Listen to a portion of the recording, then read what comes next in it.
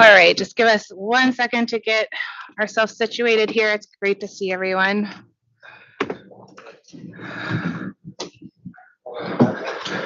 And the mics are working. Let's go ahead and do a mic check if everyone can I can here. turn around. Check. There we go.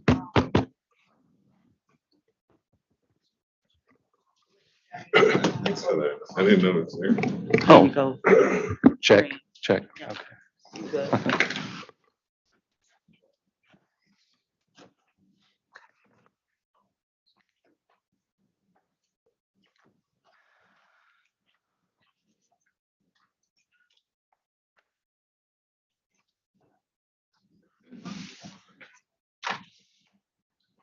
Get up right now. Just shut up.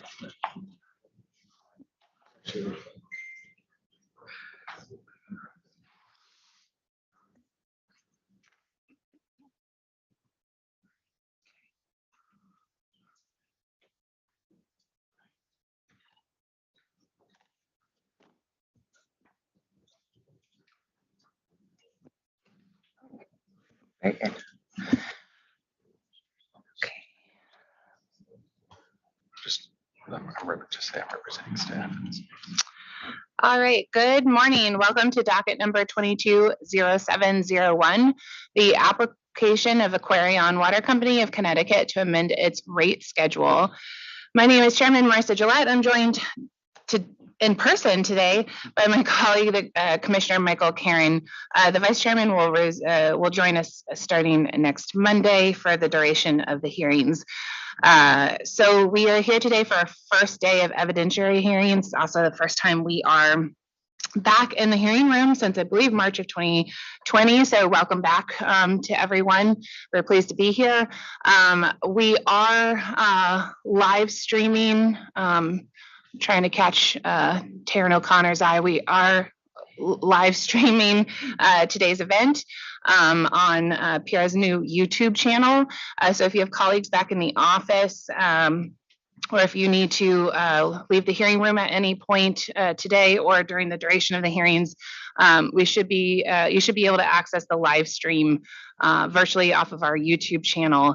It is not a two-way participation, so anyone intending to cross-examine or to actively participate in the hearings does need to be physically present in the hearing rooms.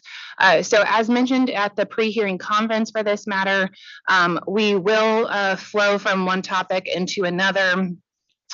We have a limited number of hearing days that are recorded on the agenda and available in the external schedule for this docket. As such, we will be prepared to go to 5:30 p.m. Each day.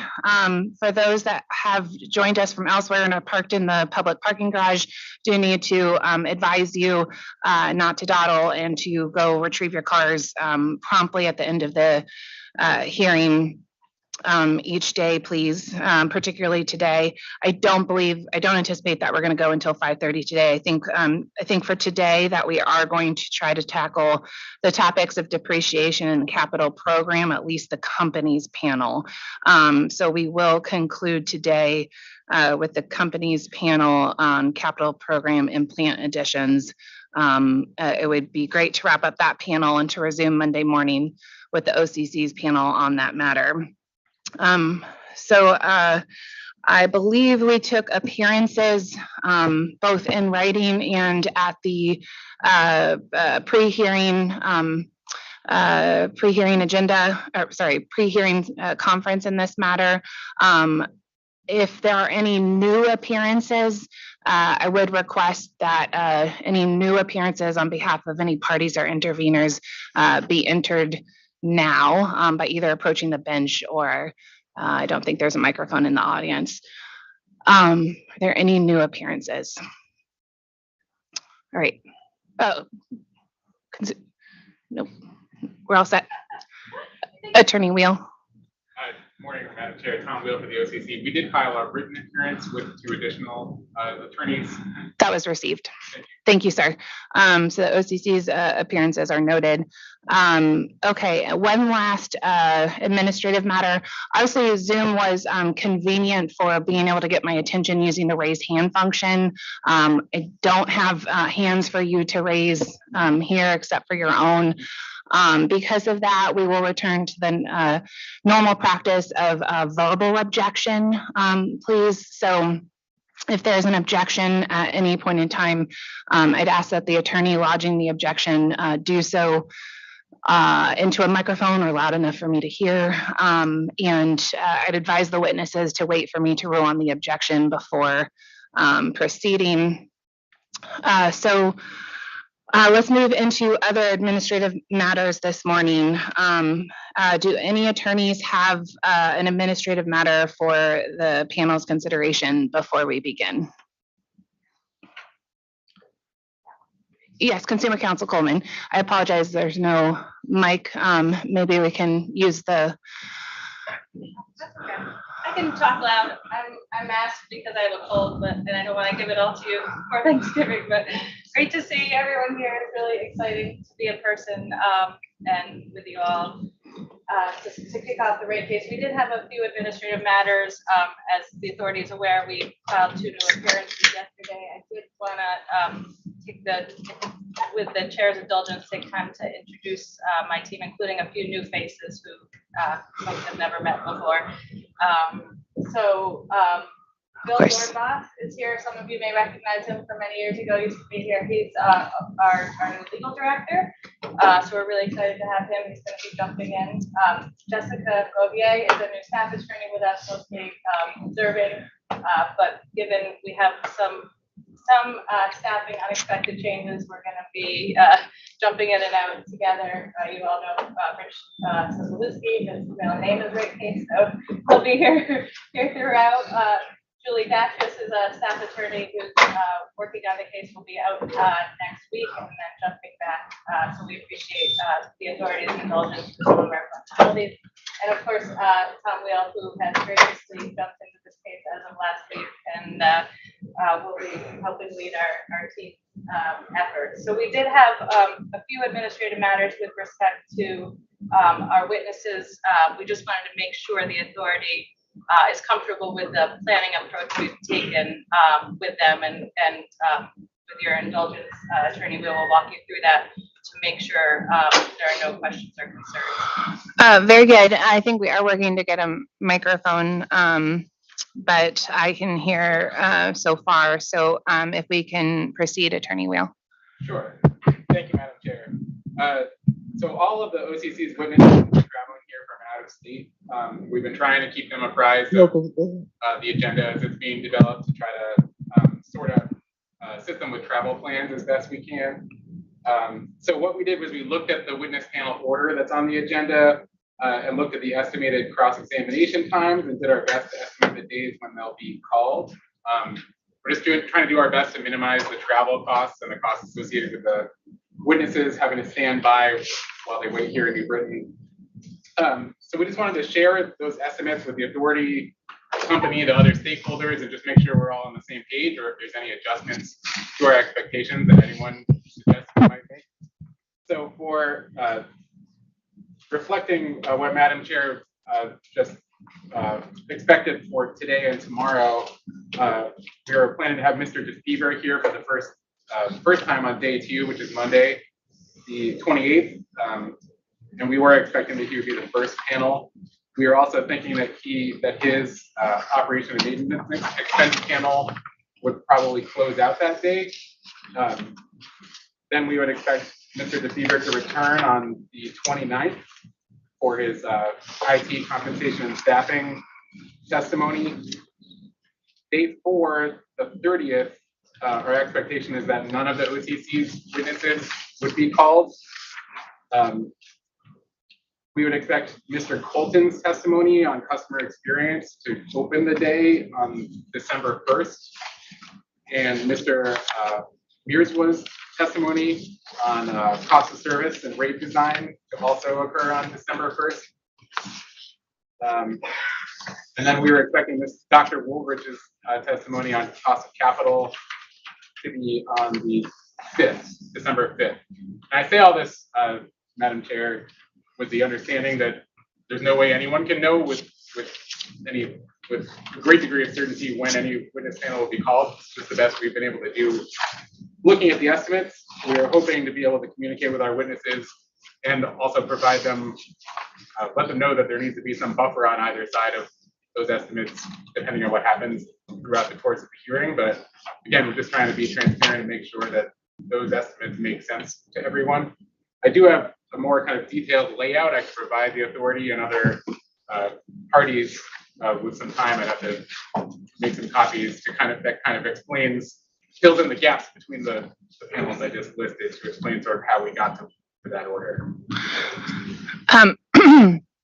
I appreciate that, Attorney Wheel. And certainly if you have the opportunity to provide that as correspondence into the record. I will say that if I'm following you, I mean, I think sounds like you've made your best estimates based on the cross estimates that were provided. So I imagine that's how you got there each day, which should be pretty straightforward. I will note that is the reason we've asked for cross estimates from all of the parties and ask that all the parties, endeavor to do their best to keep to those cross estimates for exactly that reason. So I can say that I'm at least with you for today and Monday in terms of certainty for those, and I think we can revisit that as the days progress. But I don't have any comments on the assumptions that you've made at this time, other than that. Thank you, Madam Chair. I think that's a great idea. I think we'll file correspondence with our complete kind of estimate chart, just to kind of put it out there with, of course, the understanding that it won't be set in stone and it'll depend on what happens in real life. Understood. Thank you. Anything further, Consumer Counsel? Thank you. Thank you. Are there other parties with administrative matters this morning? Okay. Is there any public comment? Not at this time. So we'll move into the swearing in of witnesses. Attorney Pace, Attorney Vaughn, we'll do this at your pleasure. I think if all of your witnesses are here, I'm inclined to swear them in as a group. But if you would prefer that I swear in witness panels one by one, it's up to you.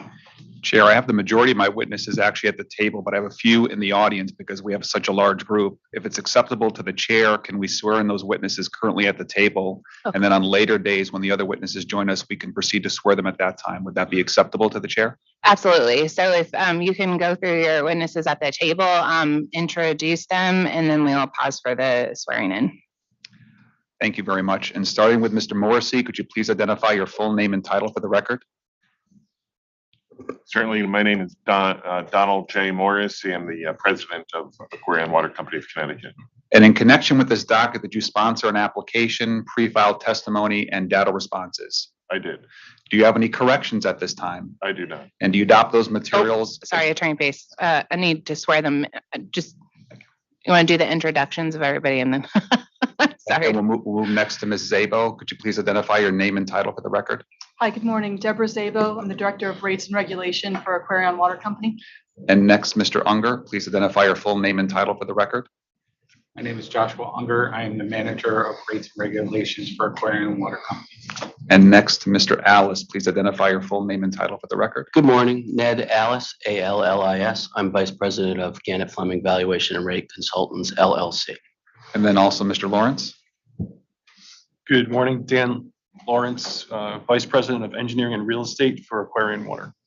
Very good. All right. Thank you to the witness panel. If you could raise your right hand, I'll administer the oath. If you can say I do at the conclusion. I swear to tell the truth, the whole truth, and nothing but the truth under pains and penalties of perjury. I do.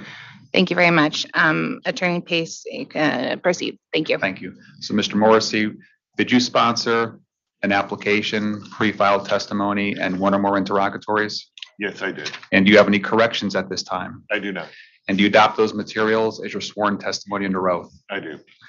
Ms. Zabo, did you sponsor an application, exhibits, pre-filed testimony, interrogatories? Yes, I did. Do you have any corrections at this time? No, I don't. And do you adopt those materials as your sworn testimony under oath?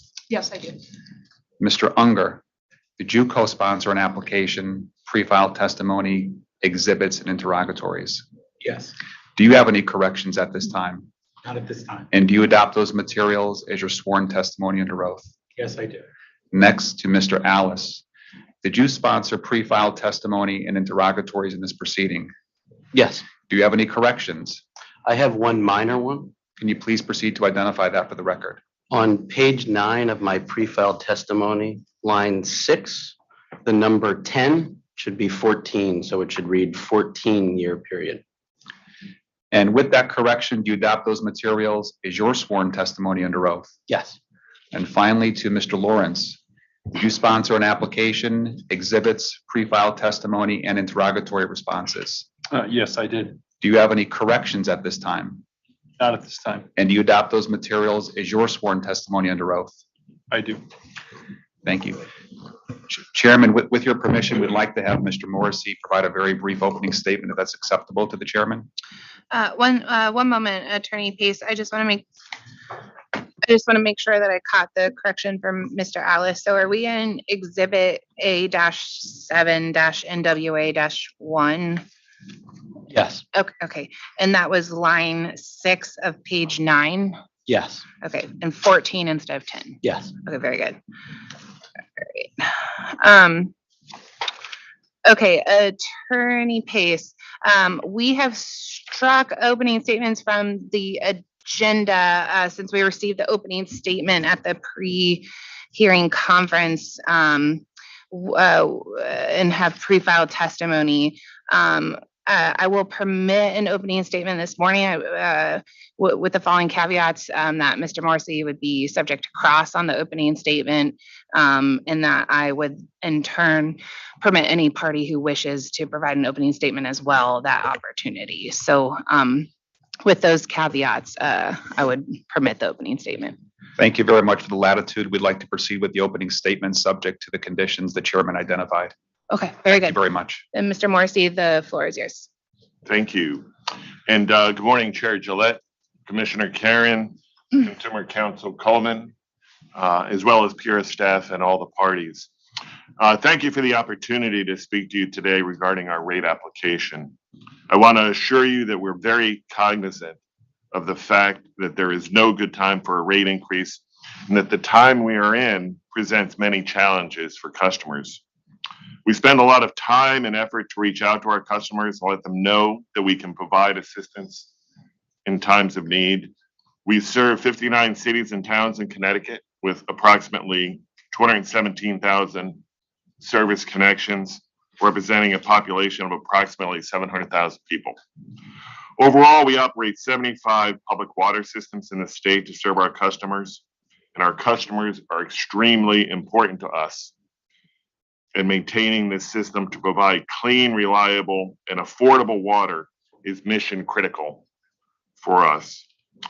Since it's been almost 10 years since our last rate case, our application attempts to provide a comprehensive overview of our operations and capital investments to explain the reasons why we need to file our request for new rates at this time. However, the primary reason we filed this rate application is that we have substantial ongoing capital and requirements, and we need to be able to realize timely and adequate recovery of capital costs to meet those requirements. Some of the critical projects that we're working on include the Southwest Fairfield County transmission main, the reactivation of the Housatonic well field, and the Greenwich and Stanford treatment plant upgrades.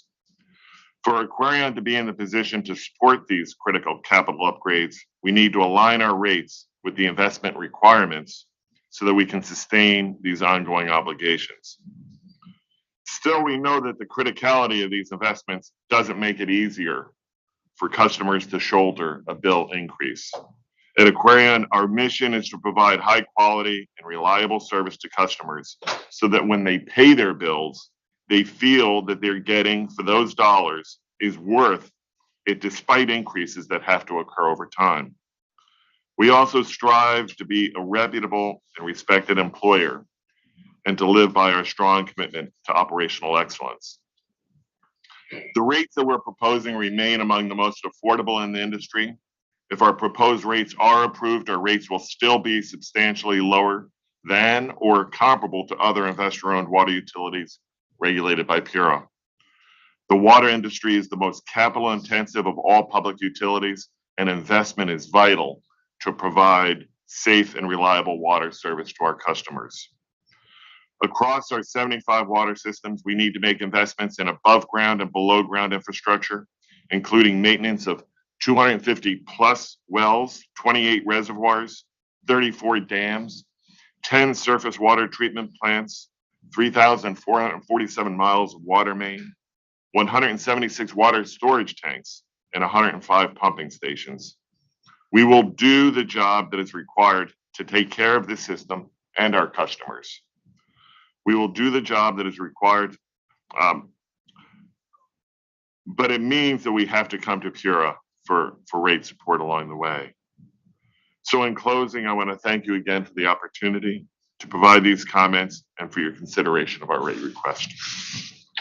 Thank you, Mr. Morrissey. I will ask if any party wishes to cross regarding the opening statement. Consumer Counsel Coleman. Not cross, but I would like to respond briefly to the response. With an opening statement. Okay, please, if the microphone is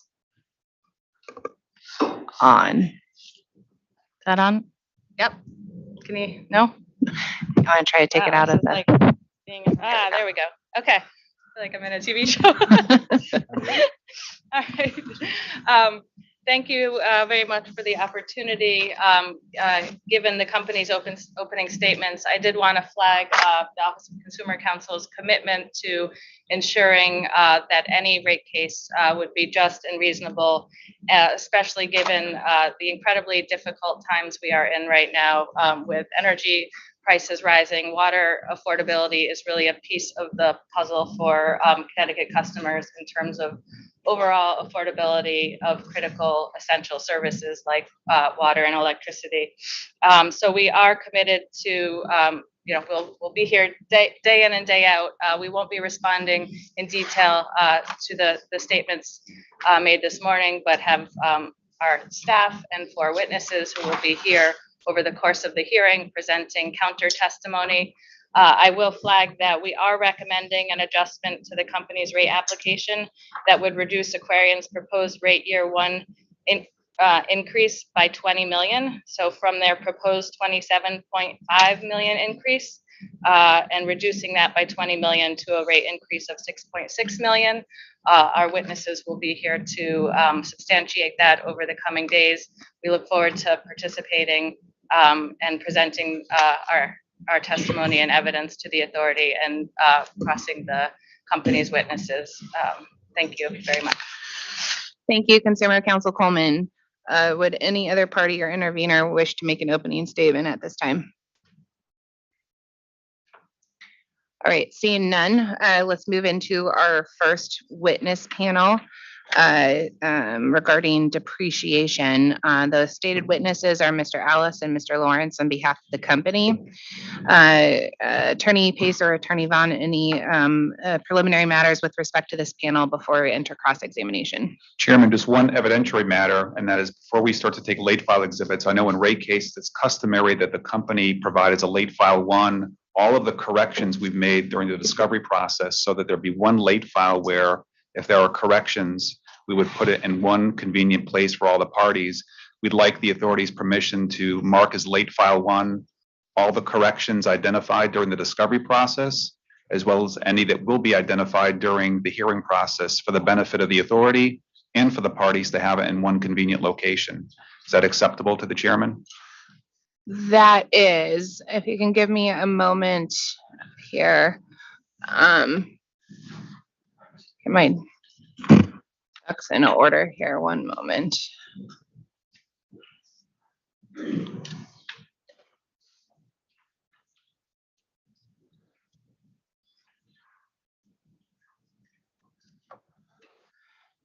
That will most certainly be acceptable. Thank you. I was pausing to make sure I had the most recent schedule because it is an opportunity for me to remind the company and all parties that we have a rolling due date for late file exhibits. So any late file exhibits that are requested today. This is not right.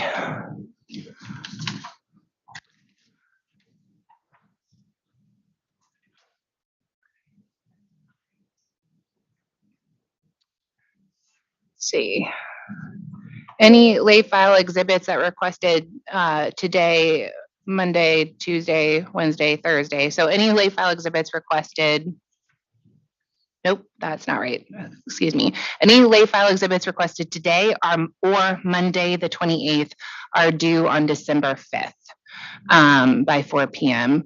And then we have 2 other late file exhibit due dates for the other batch of hearings.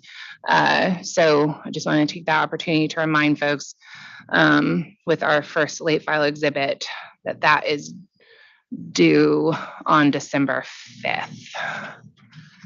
And apologies, Attorney Pace, did you say this late file exhibit captures any corrections that were made during the discovery process, including to pre-file testimony?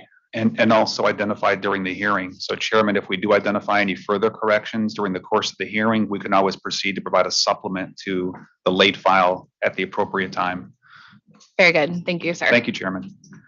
Any other matters with respect to this panel before we begin cross-examination? Nothing further, Chairman. Very good.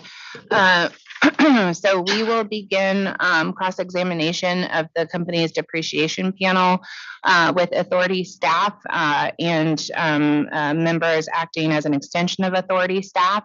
And that brings us first to Mr. Garrett, who is acting as an extension of Pura staff in this matter. And the floor is yours, sir, to begin cross-examination. All right, thank you. Good morning, Mr. Ellis. Good morning. You sponsor the company's depreciation study in this case, is that right? Yes, And that depreciation study is included in your exhibits at Exhibit A-7-NWA-3, is that right? yes. I'd like to ask you just a few questions about some of the pages, and I see we have that on the monitor. First, I'd like to look at Table 1 of the depreciation study, which is on page 50 of 273.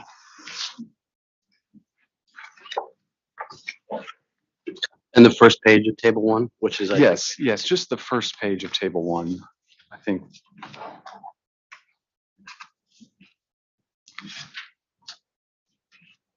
Okay. Now, in this table, you show the depreciation rates you propose for each account included in the depreciation study. Is that right? yes, that would be one of the things shown on this table. Okay. And I'd just like to use the first account, account 311, just as an example to show how these depreciation rates are calculated. In the first column, you show the column labeled survivor curve.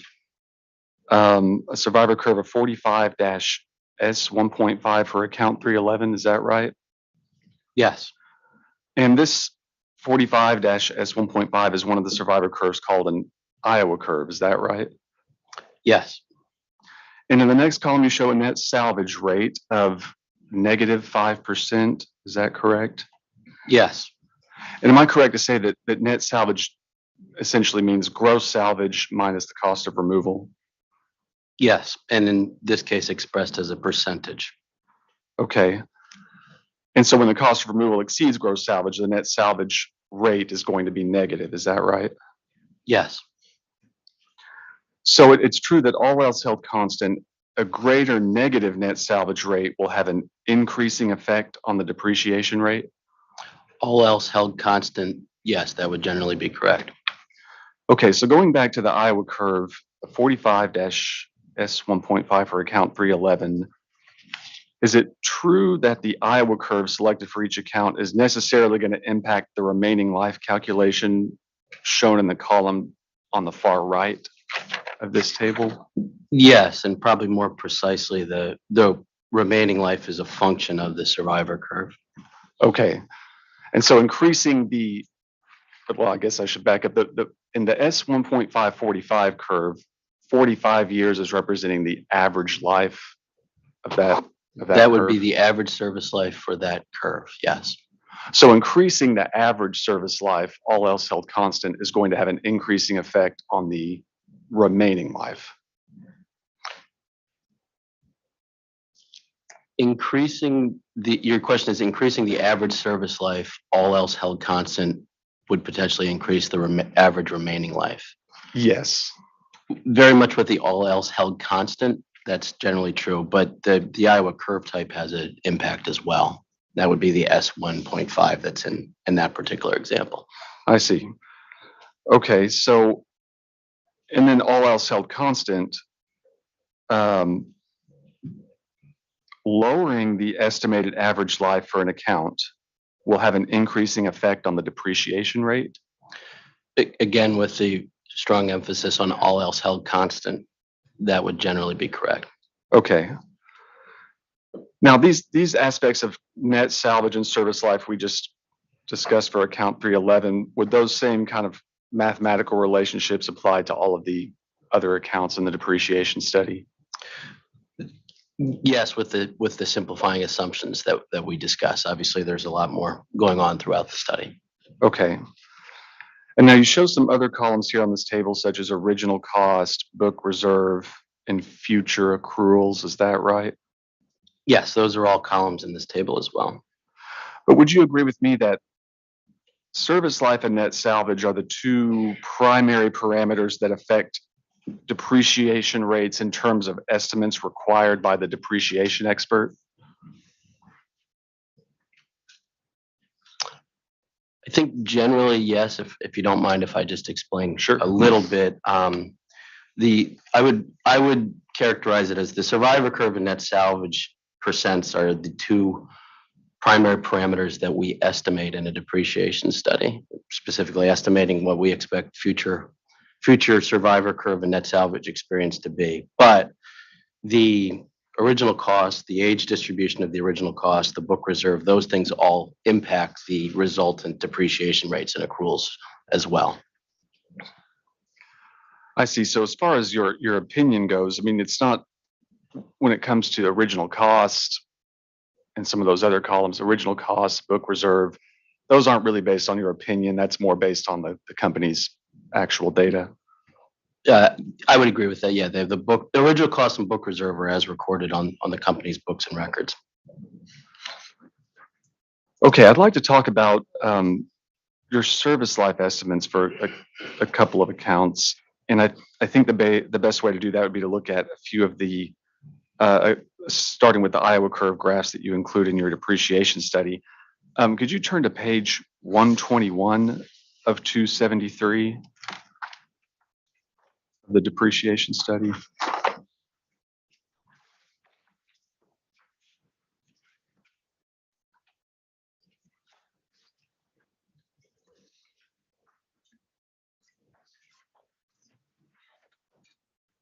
Yes, and just to confirm, that would be, there's a heading on the page with account 331, structures and improvements. Yes. Okay, on this page, related to account 331, you show a curve made up of black squares as well as a curve that is a smooth line. Is that right? Yes, and there's actually a third as well, which is black triangles. So there's actually two observed or original life tables plotted here, as well as a smooth survivor curve. Okay. And is it true that the curve comprised of the little black squares represents the actual historical retirements of the assets included in this account?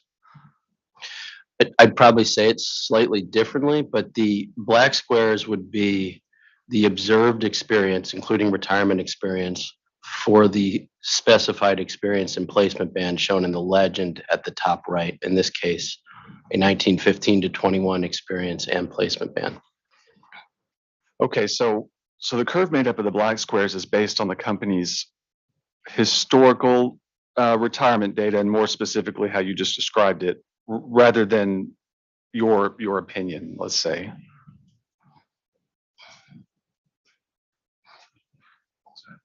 Yes, More so based on the actual data. Well, and that leads to my next question. I'm trying to contrast it with the Iowa curve that you selected for this account.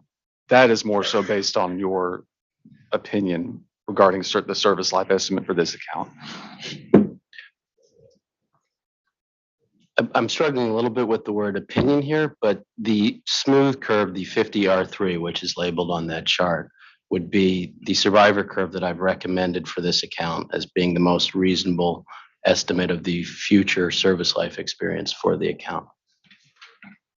Okay, and so the curve made up of the little black squares, would you call that an original survivor curve? Yes, and also similarly, original life table or observed life table. Okay, and the smooth curve you show on the graph is labeled the Iowa 50-R3 curve, is that right? Yes. Now, with regard to the set of Iowa curves, there are, let's say you're just going into a depreciation study for any company. Would you say there are a large amount of Iowa curves that you have available to you for your analysis, just at your disposal, let's say? Yes, I might state it a little bit differently, but there's the Iowa curves are kind of a standard family of survivor curves of all different shapes that also can be you can kind of adjust the average service life associated with a given Iowa survivor curve type, and so that would provide a fairly large universe of curves that could, in theory, be selected. Right, so this is an R3 curve, but there's also R2 curves, R1, then S curves and O curves, all different types of family of curves, right? Correct. And each one of those curves could be translated to a number of different average lives. Yes. So in that regard, maybe there's the total amount of potential Iowa curves. I suppose maybe it's infinite, but is it fair to say there's hundreds? I think technically it would be infinite in theory. Yeah. But we're probably not going to use million-year lives. There is a large number, although, you know, when you do a lot of depreciation studies, you see that there tends to be still, I wouldn't call it small, but a narrower range of the possible universe you'd pick for certain accounts and things like that.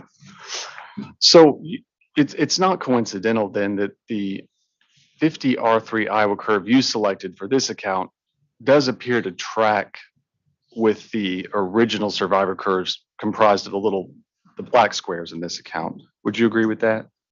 Would I agree that it's not coincidental that the Iowa curve is relatively close to the observed curve? Right. I suppose not. The statistical analysis is obviously one of the considerations that goes into estimating survivor curves. Now, there's no such Iowa curve that exists that would go exactly through every one of those black squares on the original survivor curve, right? You mean that would match every single data point precisely? Right. No, there wouldn't be. So the Iowa curve you selected for this account is, would you say, probably among the closest fitting curves to the original survivor curve that is available? So that's kind of a yes and no question. Just because, and I don't want to be too semantic with this, but best fitting requires several inputs to kind of be precise. The band you use, the data points that are included in whatever curve fitting algorithm there is, and things like that.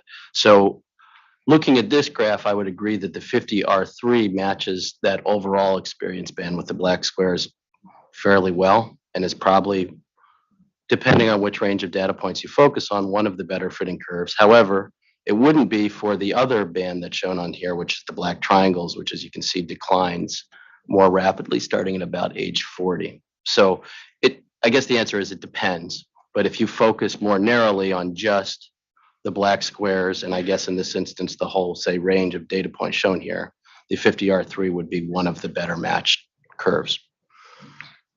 Okay, so as one factor of your analysis, do you conduct a mathematical calculation in order to assess the goodness of fit for any particular Iowa curve? Yes, but we also may perform more than just one mathematical fitting, both with different curve types, different bands, and different ranges of data points. I see. So the mathematical curve fitting, the mathematical calculation you're performing, is that essentially measuring the distance between each one of those black squares and the Iowa curve at that point? Generally, yes, and if you don't mind, I could explain it a little bit more precisely. It is measuring the distance between the Iowa curve, and if you're fitting to the overall band, it would be the black squares. If you were fitting to the other band, it would be the triangles. But it's measuring the distances between those two things based on a specified range of fit, which would specify which of those data points are included in the calculation of a mathematical fitting indicator. I see. So a shorter distance between, let's say, the curve with the black squares and the Iowa curve, that would mean a better mathematical fit if the distance is shorter? Not exactly, because it's the cumulative of all the points, and you actually usually do it based on at least squares, so it's the square of the distances between them. So I don't think I could characterize it exactly how you did as a result of that. Well, let's say if I know we don't see it on this page, but if you had an Iowa 60 R3 curve there, would that be in a similar shape as the R350 curve, but longer? It would extend out longer than the R350 curve. Is that right? Generally, yes, and probably more precisely, the data points would be further to the right than the 50R3 curve. So if you were conducting a mathematical calculation on a 60 R3 curve, the distance between that curve and maybe almost every one of those squares is going to be greater? I obviously don't have that in front of me, but maybe I'll answer it this way. If you had a curve that was significantly further to the right, then the distance for each of the points would be greater away from the observed life table. But again, it's important to keep in mind that the mathematical fitting indicators are kind of cumulative of all the points, not just a single point. So I just want to not get hung up on that difference. Okay.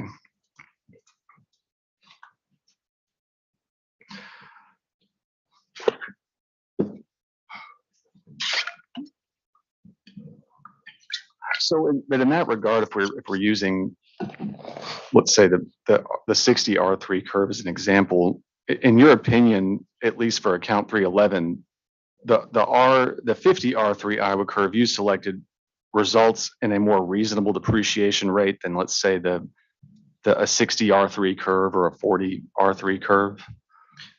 For this particular account, I would agree with that. I think the 50R3 survivor curve is most reasonable for this account.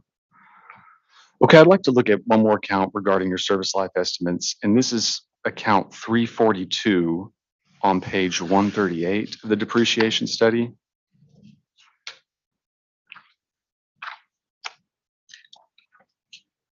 What page was that? 138. It's page 138.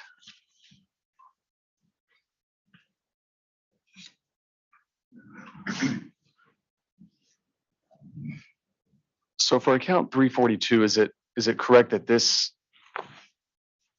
graph is essentially displaying the same type of information as the graph we looked at for account 331, and that you have an original survivor curve or two original survivor curves and then your selected Iowa curve? If your question is, does this graph also show smooth survivor curve as well as two original survivor curves, then yes, that would be correct.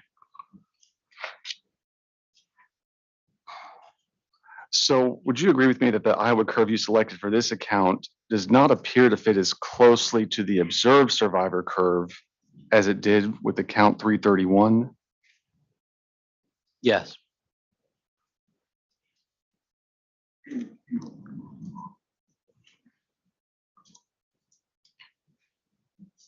Okay, I'd like to talk about just the net salvage issue a little bit.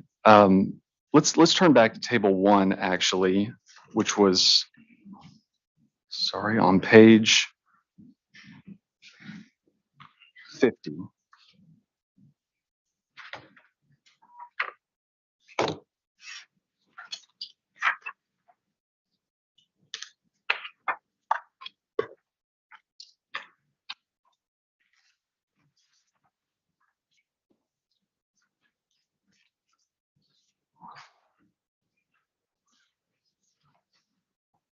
And we had previously discussed your net salvage percentages proposed for each account, and that's listed in the third column of table 1.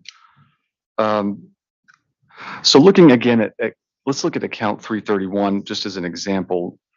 You are proposing a net salvage rate of negative 15% for this account, is that right?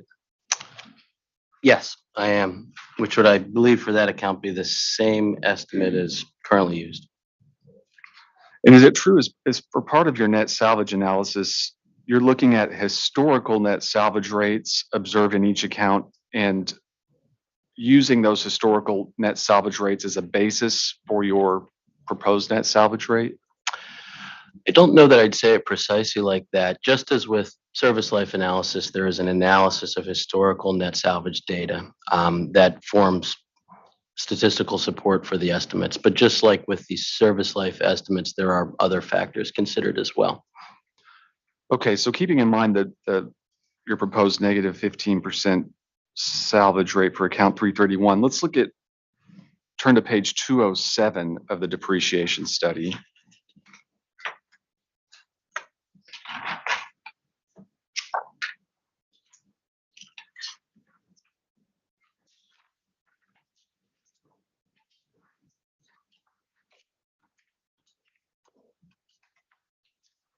I just want to make sure I'm understanding this page correctly. Am I correct that this page shows a summary of the historical net salvage experienced in account 331? For that particular account, yes. And the net salvage rate calculations are based on the amounts, the cost of removal amount and gross salvage amount shown for each year. Is that correct? Sorry, do you mind stating that again? The net salvage rate calculations, those are in the far right column on this page. Is that right? Yes. Those amounts are based on the cost of removal and gross salvage amounts also shown on the page. Yes. And so regarding the figures on this page, again, this is based on the company's actual cost of removal and salvage experience. Is that right? Those aren't opinions, let's say, on this page. I would agree that it's based on the company's recorded net salvage experience. Yes. But the ultimate net salvage rate you did select for each account is, let's say, ultimately it's your opinion. It's an estimate based on my judgment. Again, I'm struggling a bit with the way you're using the word opinion. Oh, okay. I mean, it's at the end of the day, it's your call which the ultimate net salvage rate that is selected for each account. Yes, at the end of the day, I'm the one recommending what I think to be the most reasonable estimates of future net salvage or future service lives. Okay, so starting at the top of this page, you calculate the net salvage percentage each year from 2007 to 2021. Is that right? Yes. And the total negative net salvage for these years of data is a negative 13%. Am I reading that correctly? Yes, the straight overall weighted average would be negative 13% for the full period. Okay, so moving down the page a little bit, it looks like you also calculate the net salvage rates in these 3-year bands. Is that right? Yes, there's also moving averages, and one of the reasons for that is there could be kind of timing differences or things like that with when costs are recorded that kind of smooth out fluctuations in the data.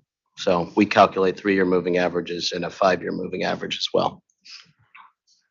And that leads to my next question. At the bottom of the page, you do calculate the net salvage rate for the most the most recent 5-year period, Yes, and that is a negative net salvage rate of, or a net salvage rate of negative 16%. Is that right? for the most recent 5-year average, yes, that is correct. So would you agree that the negative 15% net salvage rate you ultimately proposed for this account is, let's say, reflective of both the negative 13% total net salvage rate and the negative 16% 5-year average? Yeah, I would generally agree with that. I mean, there are probably some other considerations as well, such as the impact of that larger retirement in 2007. But generally, I would agree with your statement. And so in that regard, it's your opinion that negative 15% net salvage, the net salvage rate you recommended for this account is reasonable? Yes, I would agree that the negative 15% net salvage estimate is reasonable. Okay. I have no further questions. Very good. Thank you. Ms. Schul, do we have any further cross on behalf of peer staff? No, thank you. Attorney Marshall, does Deep have any cross? Thank you. Consumer Counsel Coleman. Yes, Mr. Sobolewski has tried that too. Okay, very good. One moment, please.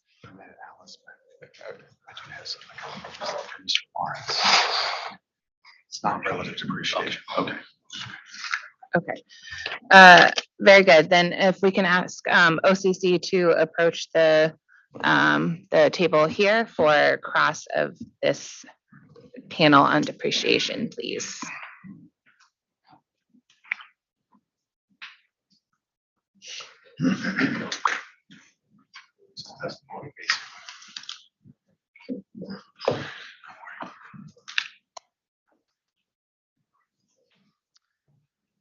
All right. Attorney Wheel, Mr. Sobolewski, at your convenience, the floor is yours. Thank you. Morning, Chair Gillette, Commissioner Karen. Members of the panel.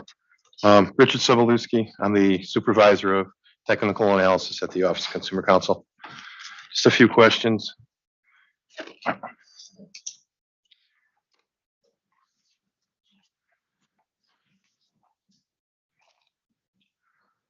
Mr. Ellis, if you could turn to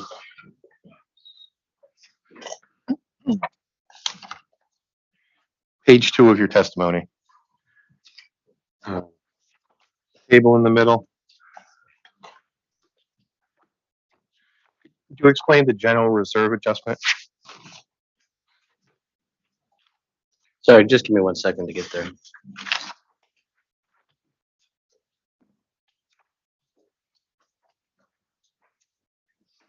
All right, I'm there. Your question was to explain the general reserve adjustment row? Right. It's actually probably easiest to explain if we turn to page 52 of exhibit A-7-NWA3. Okay. But basically what that is that, as is used almost universally, we're recommending using what you call general plan amortization accounting for several of the general plan accounts that are relatively smaller dollar items. And for amortization accounting, what you do is you retire assets when they reach the end of their useful life. And it kind of just allows for a nice consistent depreciation rate and balance and things for the account. Usually when you implement general plan amortization accounting, what you'd like to do is, if account has like a 5-year life, have it have a 20% amortization rate or depreciation rate. But because there's been historical depreciation in the book reserve that may not necessarily align with that 20% rate, there's usually an adjustment that needs to be made. That's shown down here and on page 52, the unrecovered reserve adjustment for amortization. And basically that's just taking the portion of book reserve that wouldn't be recovered with that, say, 20% rate that I said, and amortizing that, and we've recommended amortizing that over 5 years.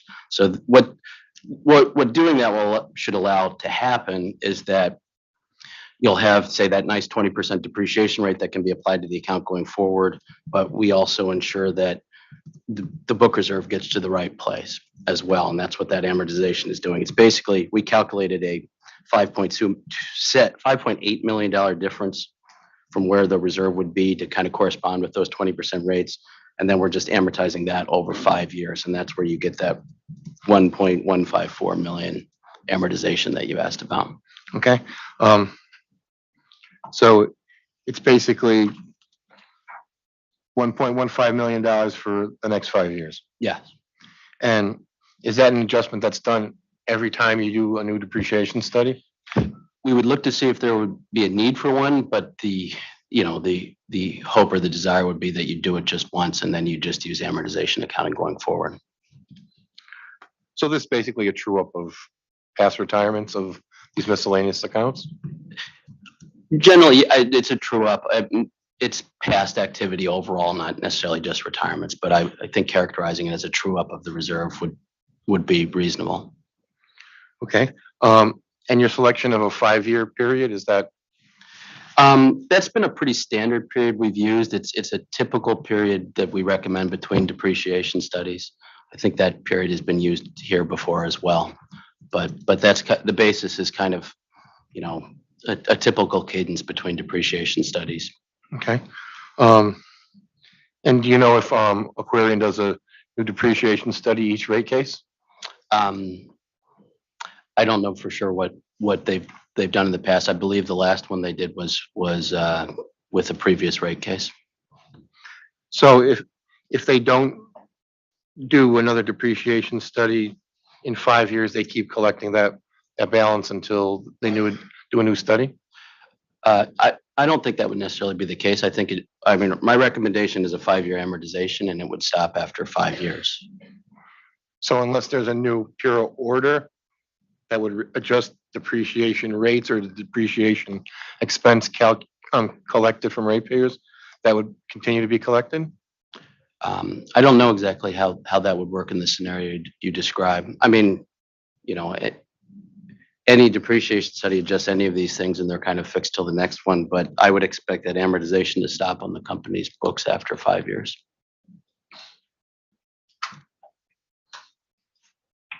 Are there situations that you would pick longer than a 5-year amortization? I normally start with 5 years. I think that's most reasonable. But if there were other external considerations or something like that, it might be something I'd consider. Okay.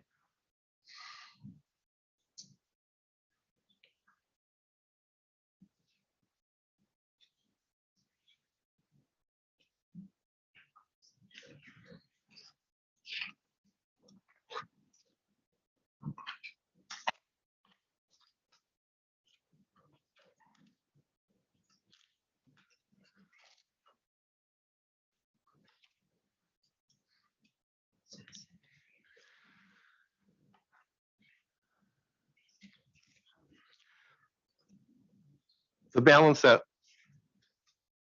is being amortized, does that reflect some error in the past depreciation study, or is it just the way history worked out with these smaller accounts? No, it's not an error. Every account has a book reserve that doesn't perfectly align with the estimates. That's just the nature of making estimates in real world operations. What's the reason and so every depreciation rate in the study is a remaining life depreciation rate, which means you're already incorporating the level of book accumulated depreciation into the depreciation rate. So it's kind of doing this automatically. It's just here for this specific set of accounts, we've kind of carved that amortization of the book reserve out separately so we can get, again, like a 20% rate for a 5-year account. So there's behind the scenes, there's kind of something similar happening everywhere because all the depreciation rates are incorporating the book accumulated depreciation because you want to ensure that you're recovering the right amount over the useful lives of the assets.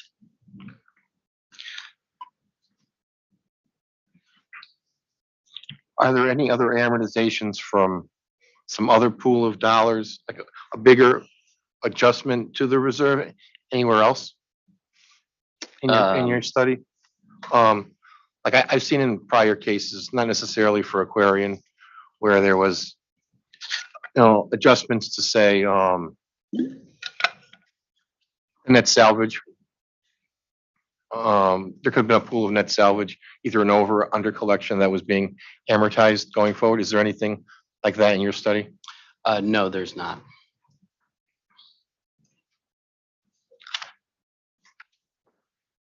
Just one follow-up question. Mr. Garrett had asked you some questions about the curves and which ones fit the best. The last one that he covered, it didn't seem to be as good of a fit as the first one. Is there a better fit to that particular curve?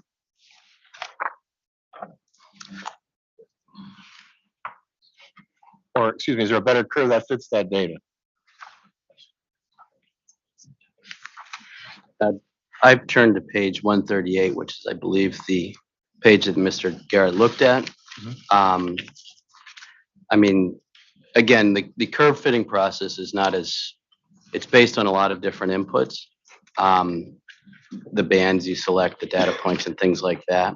So I think theoretically, one might be able to select a curve that matched some of those data points better, but I would not agree that it's more reasonable than my estimate, because there's a lot of other factors as well, industry ranges, gradualism, things like that. And so I think if you actually look through all the different accounts, like if you go a couple pages later to page 145, you'll see that sometimes my curve, I could have picked a curve that had a shorter life that was a better fit, but I didn't. And sometimes it went the other way. And that's because the statistical analysis really isn't the only thing you should look at. You should be thinking about these other things as well.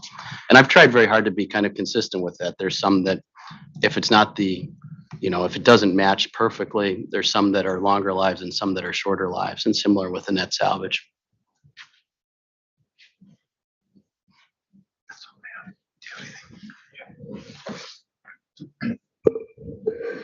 Thank you, Mr. Alice. My name's Tom Wheel. I'm a staff attorney with the OCC. I just have a couple of follow-up questions. And as you'll hear, they're mostly just to assist my understanding of your testimony. So in response to the authorities' questions, specifically questions about the chart on page 121, it sounded like you were you made a statement that was differentiating between, I think you were asked whether those square data points were actual historic retirements. And I heard you say that they were not necessarily restricted to actual historical retirements, but based on observed experience. I was just curious what the differentiation, I think you mentioned that actual historical retirements would be an element of observed experience. What else would make up those data points other than actual observed retirements? Sure, that's a very good question. Observed retirements are a big part of that, obviously, but it's all the activity. So additions, transfers, balances, things like that as well. The way the life tables are calculated is that you're actually kind of organizing all the age within the specified experience and placement range. You're organizing all the data by age into each of these data points. And so within that range of experience and placement band is all the activity that factors into these data points, which are percent surviving by age. So the clarification was that it's not just retirements, it's the other plant activity as well. I see. Okay.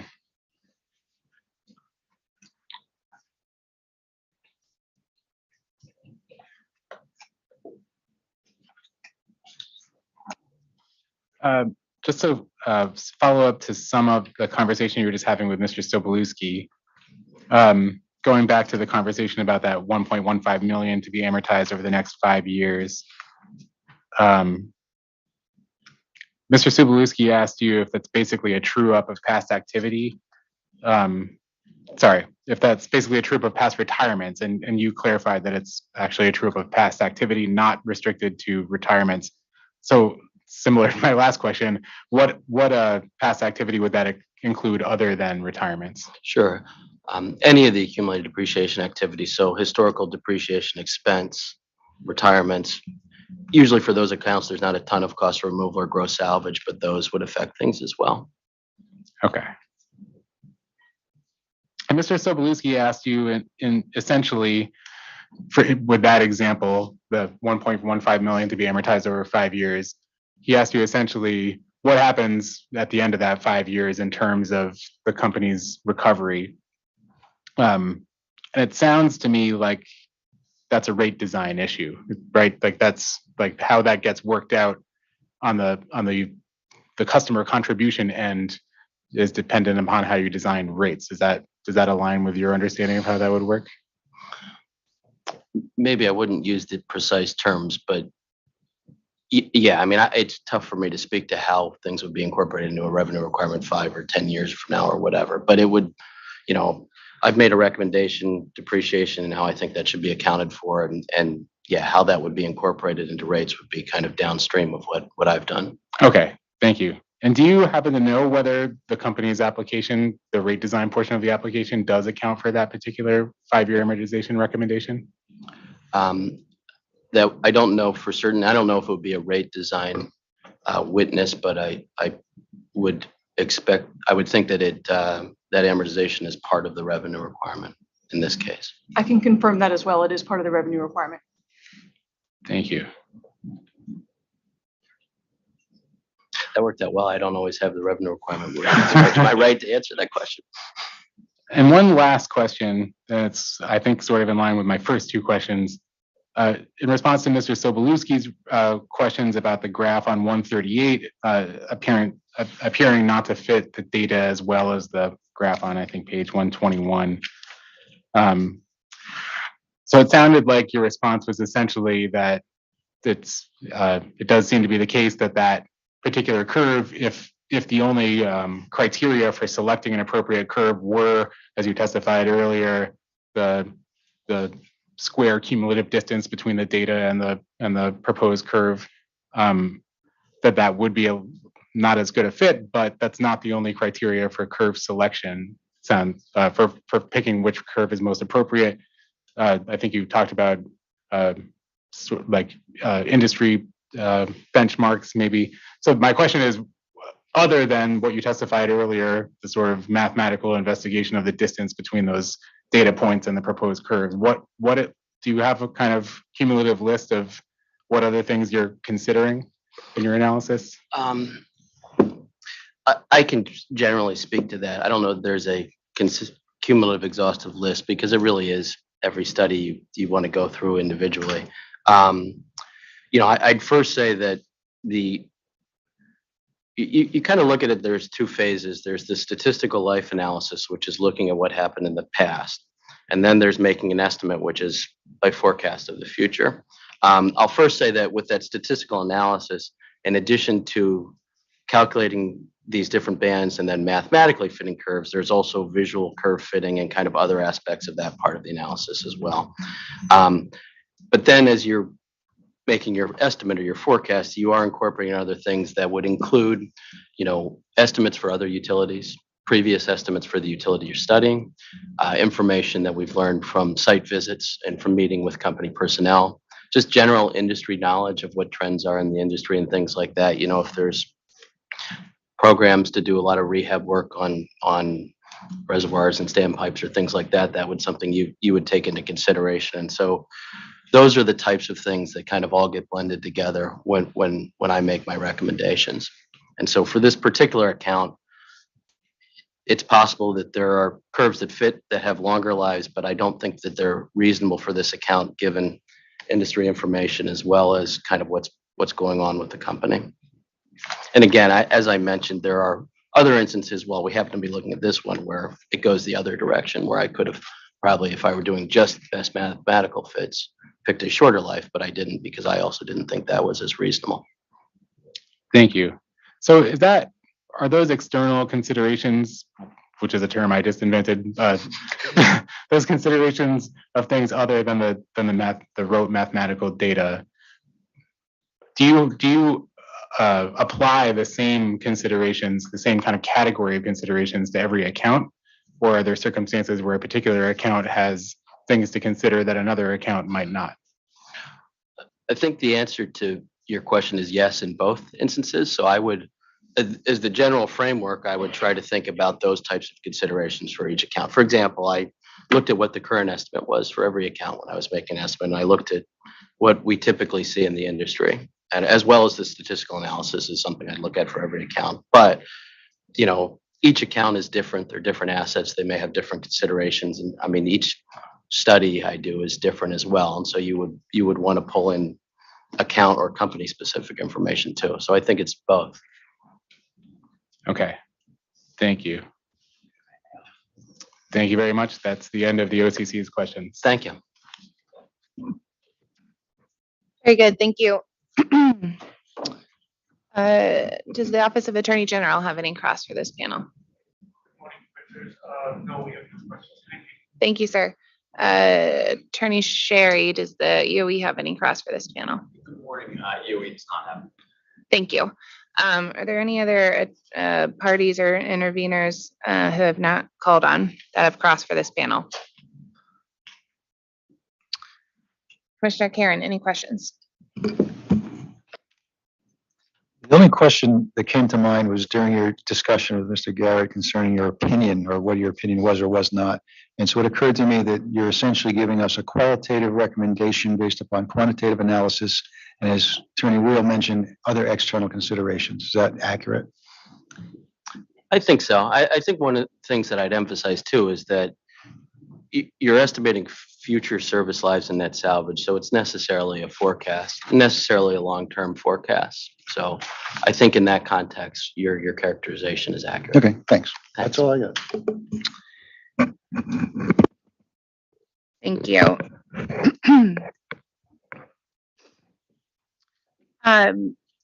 Mr. Ellis, I think I heard you say that you couldn't respond to this question, but I'm wondering if there's a member of the panel who could. Does the company have information about the last time that a depreciation study was conducted?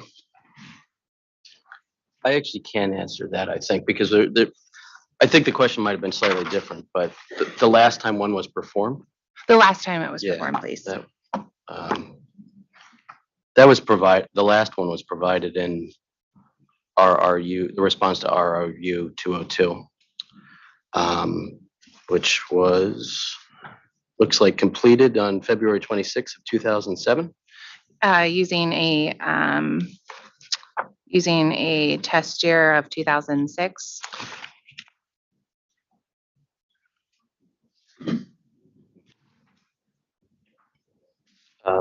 At least based on table 5-1 in that study, yes, that would be correct.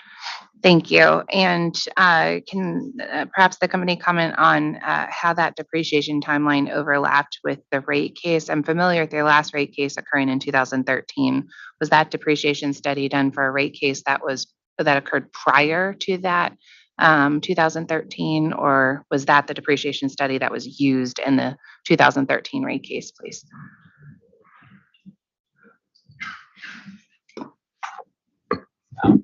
The study was performed for the 2007 rate case, and the depreciation study, the rates were continued to be used for the 2010 rate case and the 2013 rate case. Very good, thank you. And in that depreciation study, was there a general reserve adjustment or something comparable?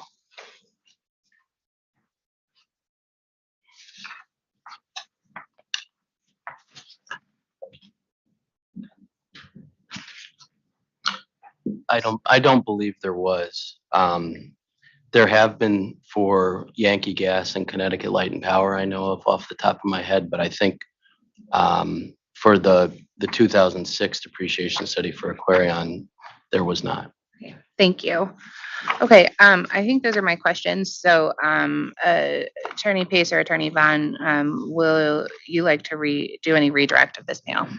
Yes, could I please have a 5-minute recess to speak to Ms. Szabo and Mr. Alice outside in the hallway to discuss redirect? Would that be acceptable, Chairman? Very good. We will recess for 5 minutes. Thank you.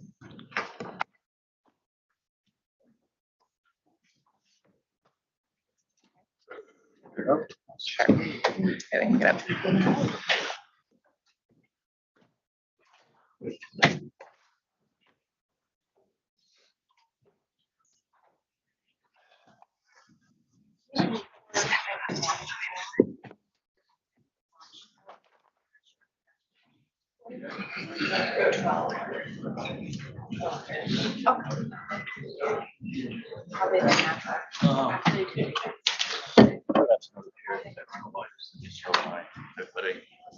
I can't imagine sitting up there. That doesn't make a lot of sense.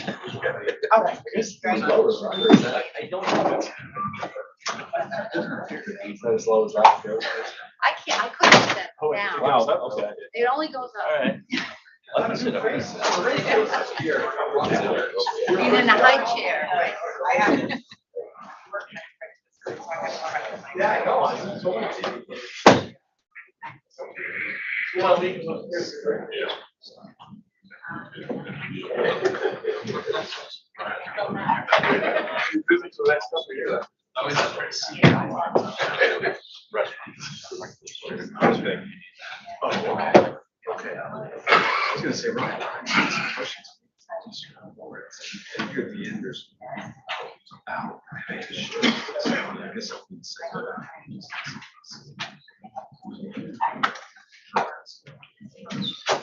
Okay. But if not, I think it's just one question.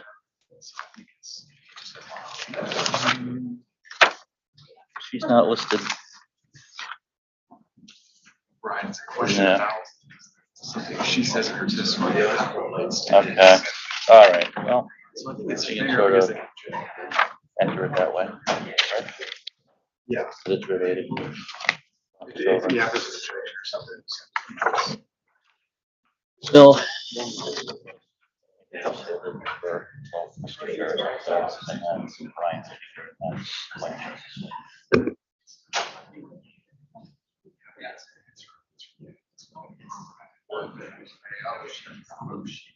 All right. I guess I'm just saying. Yes. Yeah, I think so.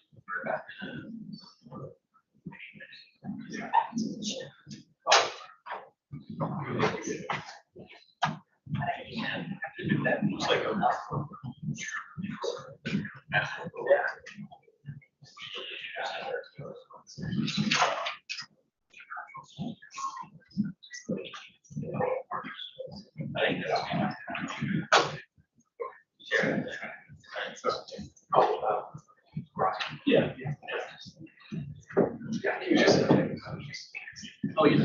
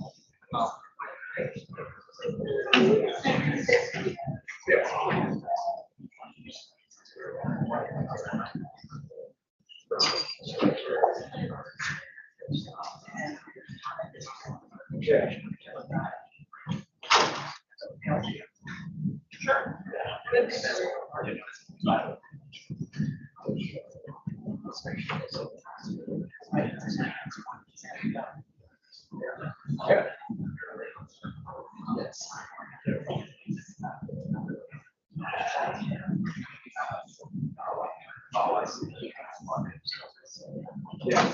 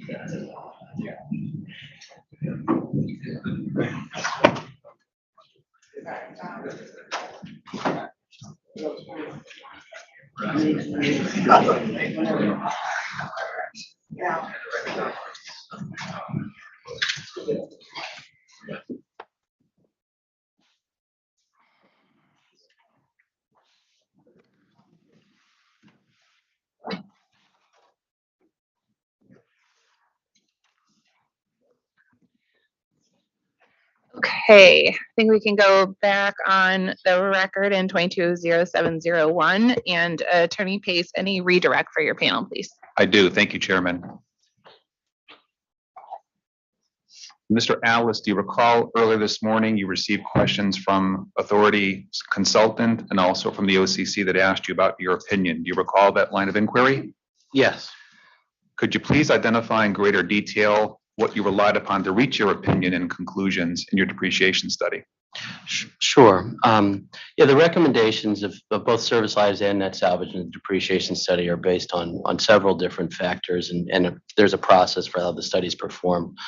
We've talked a bit about the statistical analysis, which is obviously one of the factors. But in addition to that, I conducted site visits and I toured several of the company's facilities. I met with personnel knowledgeable of the company's operations, learned about company's operations. We actually had a couple meetings on that.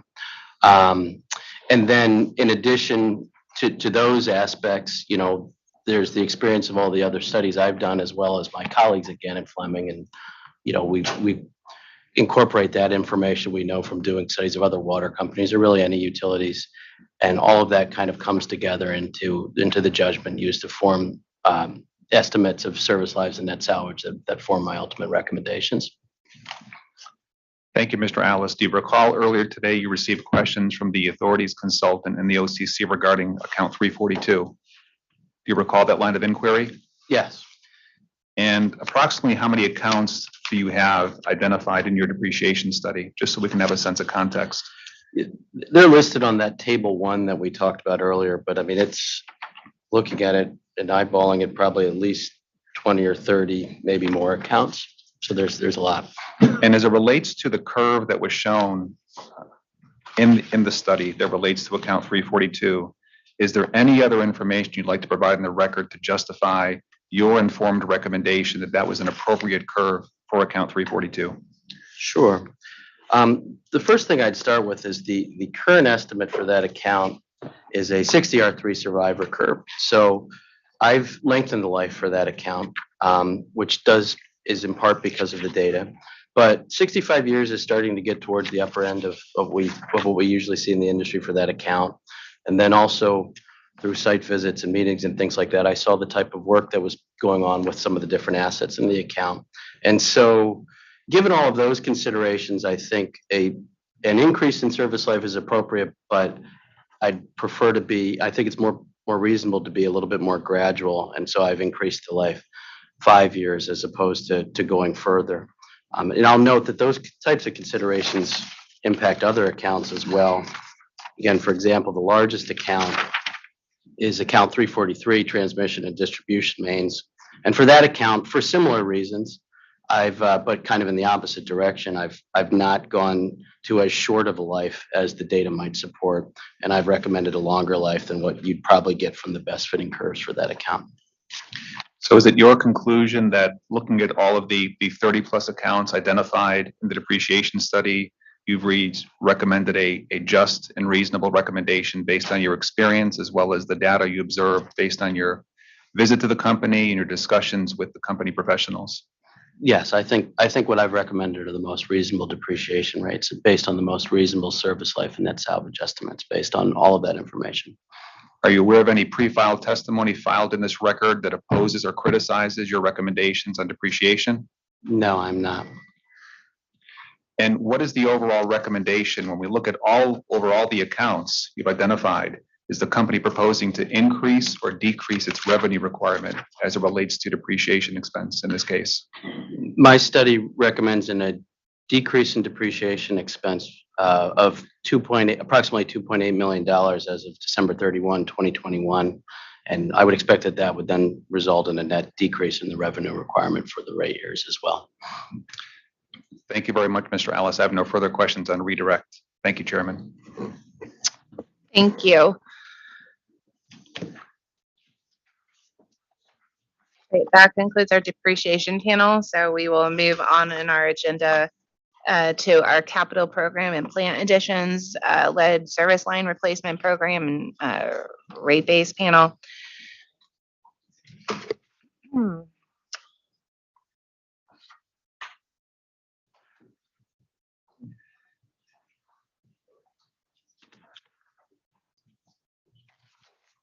Okay. So I believe we've already sworn in this witness panel. Attorney Pace or Attorney Vaughn, anything further before we begin cross for this panel? Correct, Chairman. They've been sworn. We have nothing further. You can proceed with cross-examination. Thank you. Very good, thank you. So we'll begin with authority staff cross-examination for this panel, please. Okay. Good morning, Mr. Good morning, Mr. Lawrence. Good morning. I just have a few questions. On page 4 of your testimony, lines 4 and 5, you wrote a question that states, please explain in more detail the planning and execution stages of AQUARION's capital projects. Do you see that? So you're on page 4 of 60, which line? Page 4, lines 4 and 5. Okay, thank you. I'm there. You wrote a question that states, please explain in more detail the planning and execution stages of AQUARION's capital projects. Is that right? That is correct. And according to your direct testimony on page 4, lines 7 and 8, all capital projects, with the exception of projects less than $100,000 and programmatic work, flow through the 4-stage process you describe. Is that right? That is correct. Can you explain what programmatic work is and why this type of work does not follow the 4-stage process you describe in your testimony? So programmatic work would be periodic meter replacements. It would be valves, hydrants, and things like that that have very small values in themselves. So the program is approved through the PMC, but any individual project will be much less than $100,000. So you're saying that's why it doesn't follow the 4-stage process, because of that? Correct. That threshold. Okay, is there an alternative to the 4-stage process that the programmatic work does follow? So that goes through an approval of the budget and associated costs at the beginning of each year for each programmatic program. Okay, have you reviewed witness Teixeira's testimony? I'm sorry? Witness Teixeira, have you reviewed her testimony? Not all of it, no. I had one question about something that she says in her testimony that I'd like to ask related to this programmatic work issue. Do you have a copy of that testimony? Yes. They just need a moment to pull it up on their laptops, and they'll share that with Mr. Lawrence. Thank you. And it's just one question. Everybody can speak up over there. Thank you. What page? It's page 52.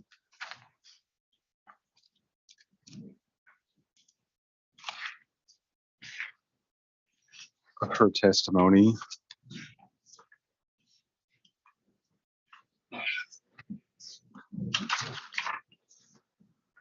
Do you have that in front of you?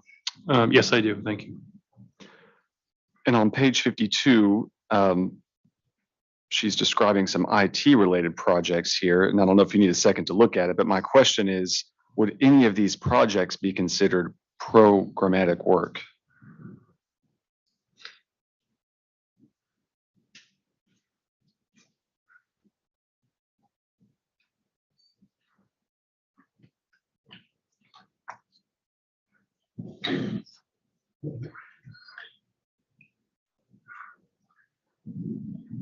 And since the witness didn't respond to the testimony, we'd be happy to take a late file that's acceptable to the chairman if Mr. Lawrence doesn't have an answer. Perhaps I can jump in terms of some of the original question that Mr. Garrett had in terms of really what the role of the project management committee is in the project management process that we follow. Typically, and I am a member of the PMC as well as much of the senior team at AQUARION. Much of that process is geared toward kind of unique projects. So specifically, the first phase of that process is identifying the problem. Second is alternative analysis, ensuring that we're fully vetting what issues may be. Then we get into a design phase of that. So as we ask a question about programmatic work, typically these things are kind of cookie cutter type approaches. So meter replacement program, we're replacing 15,000 meters a year. So there's a capital spend number. We know we're going to spend, $140 a meter. It's going to be about $3.5 million. So things like that, we don't need to devote a lot of time on in the project management process. Similarly, in terms of valves, hydrants, and the like, they would follow that type of an approach. And if I may, Dan, in terms of as we look at the IT related projects that we have here, many of these look like they're unique projects. They're solving a specific issue. So in those cases, I would typically expect to see that they would follow the PMC process where we would have the project manager come in with an initial estimate. We'll scope out what the issue is, evaluate alternatives.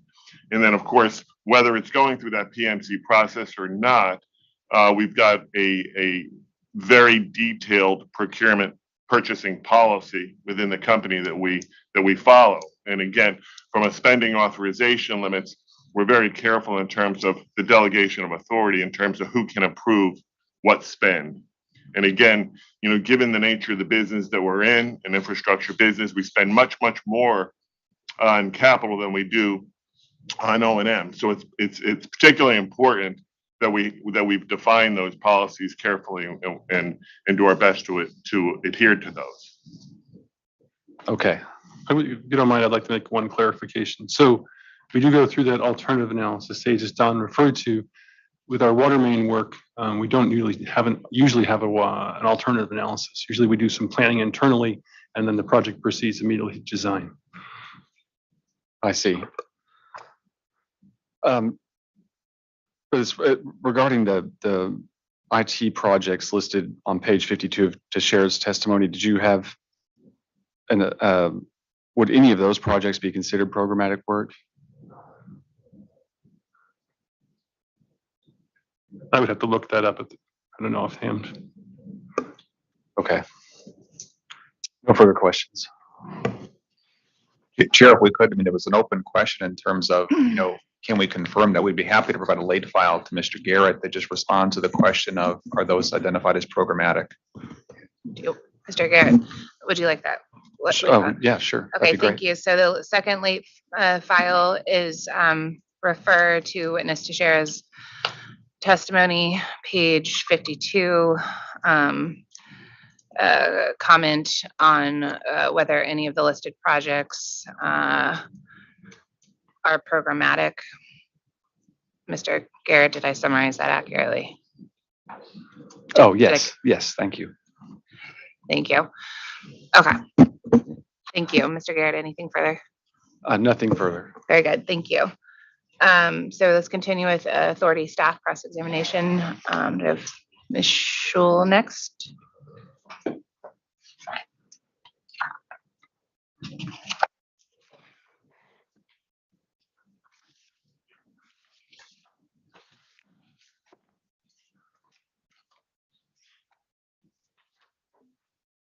Good morning, everybody, and thank you, Chairman. I would like to refer you first to the Exhibit A-3 DRL-1. So this is pre-file testimony of Mr. Lawrence. And this is page 8.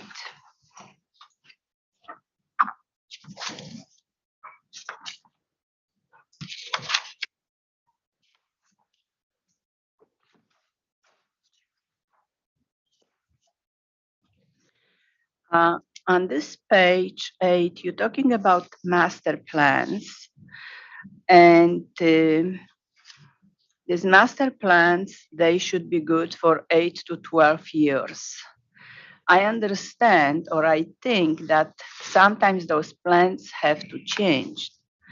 My first question is, how long it takes to change the plan?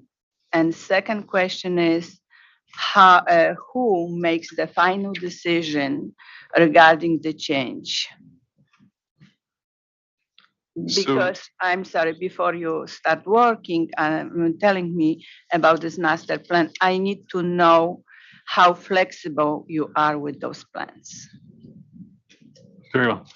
So the master plans are intended by water system or particular areas, and they identify needed improvements, whether that's with a pump station, a water storage tank, water distribution, anything in that regard. I would say the 8 to 12 years is good. I would say it's closer to 10 to 12, depending on the size of the system and depending on the need. We have consultants prepare them, but we're the ones who execute them and the ones who find and make decisions about what ends up in the plan. And I would say I don't always agree on the timetable of when things needs to be done. We are very flexible with our plans, and we have to be. When you have situations that occur moment to moment, sometimes within our distribution systems primarily, you need to make a choice. You may need to defer something and bring in something else. So we're very flexible with those plans, but we do use them when we're doing work. Give you an example, when we were doing work up in Simsbury, we pulled out our master plan, made sure that we were picking the right size main that was identified for a certain area. Those are very good ways to use them, but we do have a lot of flexibility within the plans.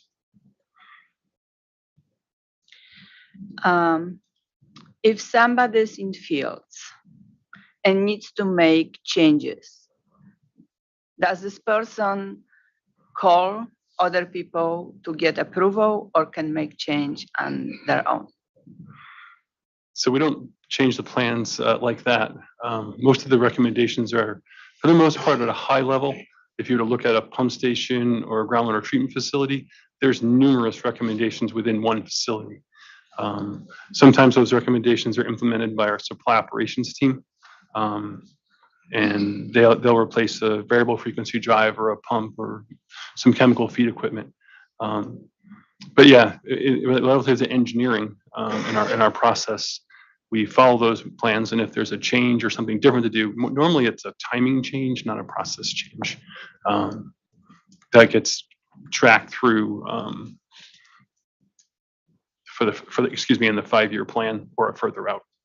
Okay, thank you. On page 11,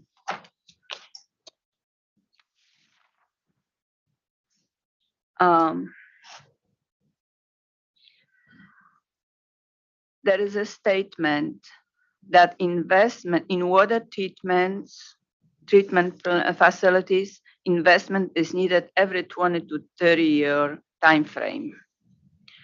Why not 50 or 60 years? Because I always thought that water treatment facilities should be good for 50, 60 years. Would you explain it? Sure. I wouldn't disagree with your statement that in general, a lot of our components will last that 50, 60 years, even longer on the structure side, the concrete, the structure as a whole. There are various components within a treatment plant. There are metering pumps, there's chemical feed equipment, and those have shorter lives because of just the way the equipment is built and how they're used. And so right now, with a lot of our facilities built in the 90s, we're going through a series of chemical feed improvements, for example, so we don't end up with pumps that fail, tanks that fail, and then we can't provide the water quality that is necessary. So, for example, like the last one treatment plant in your table, DR-1, Mayanus plant, it was built, placed in service in 1955.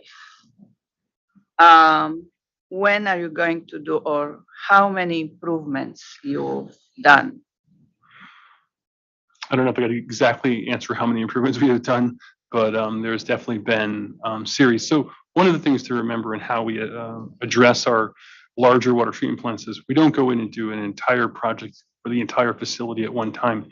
We do a more of a component by component improvement, whether that's chemical feed improvements, whether that's the filters need to be done. It's very difficult, as you can imagine, to take an entire facility down for service as it needs to be upped in service to provide water. So we work on that component by component. So right now, what we're doing, other facilities, and I'll chat about Mayanus in 1 second, is we're doing chemical feed improvements. We have to do one chemical a year. And so we have to create an open space for a temporary system or a place we can build a new one, and then we swap out for alum, pH, whatever that may be. Mayanus, we did do improvements within that are in the rate case. We actually are doing some other improvements right now. We have some concrete failure on the structure out near the river. It's not impacting the facility, but we're going to take the facility down for a little bit, get some divers down there and seal up some concrete in the intake. So. What happened with the concrete failure? I'm sorry? What happened with the concrete failure? What was it? It looks like it just over time eroded. So it was something we were going to do in a project that wrapped up last year, but decided that we needed to get the plant back in service. It wasn't impacting service at the time, so we're doing that very, very soon. On page 23,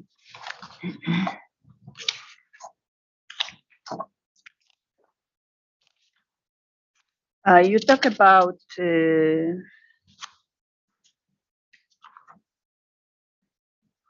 PFAS contamination, and the regulations will go into effect in 2024. Is this correct? So you're referring to PFAS? PFAS. So EPA has some potential maximum contaminant levels proposed at some point in the next either month or year. I cannot figure that out. They've moved that a little bit around. The Department of Public Health in Connecticut has established some action levels, but not maximum contaminant levels yet.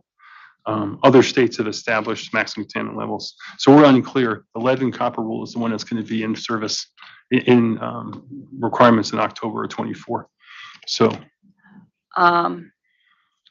Is AQUARION overall prepared to those changes? Because I understand that they can be costly. Do you have plan for all those changes with PFAS? So we have a master plan for our PFAS, where every facility who has PFAS, we understand its concentration at our well fields and in our surface water. As a general rule, when we get to about 80% of a potential maximum contaminant level, we move that project into an evaluation phase because we don't want to get to a point where we exceed that. So if you were to look at our 5-year capital plan proposed, you would see a lot of PFAS projects. We did apply for funding, so we have our projects in New Fairfield, and then we have a couple others in Ridgefield and in the Brookfield, New Milford area. Sometimes we are interconnecting with our existing facilities to eliminate that potential exceedance of a maximum contaminant level or health action level. Other times we're adding treatment. So it is. So we have a plan, and we continue to look at that to make sure that we're ready.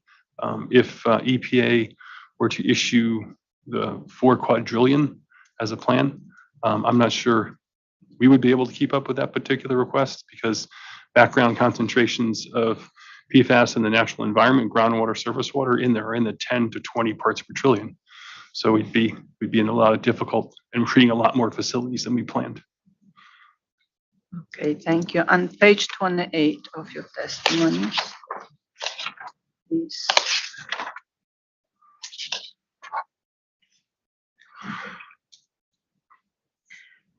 The company completed planned addition through the August 31st, 2022 in amount of $800.4 million. And this includes WICA projects. So does this include all WICA projects that were completed between last rate case, which was docket number 130220, and until this rate case?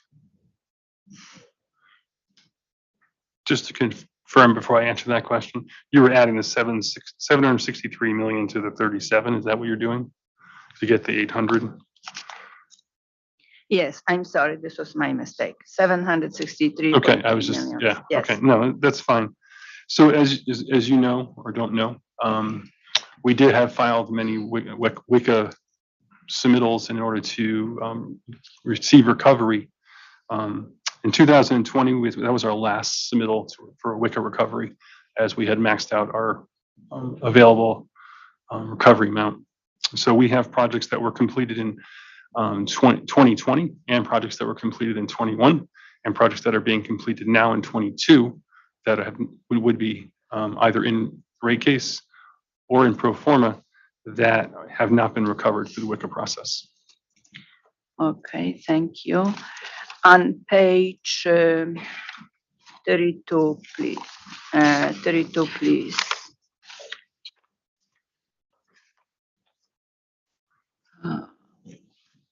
You talk about SCADA system upgrades.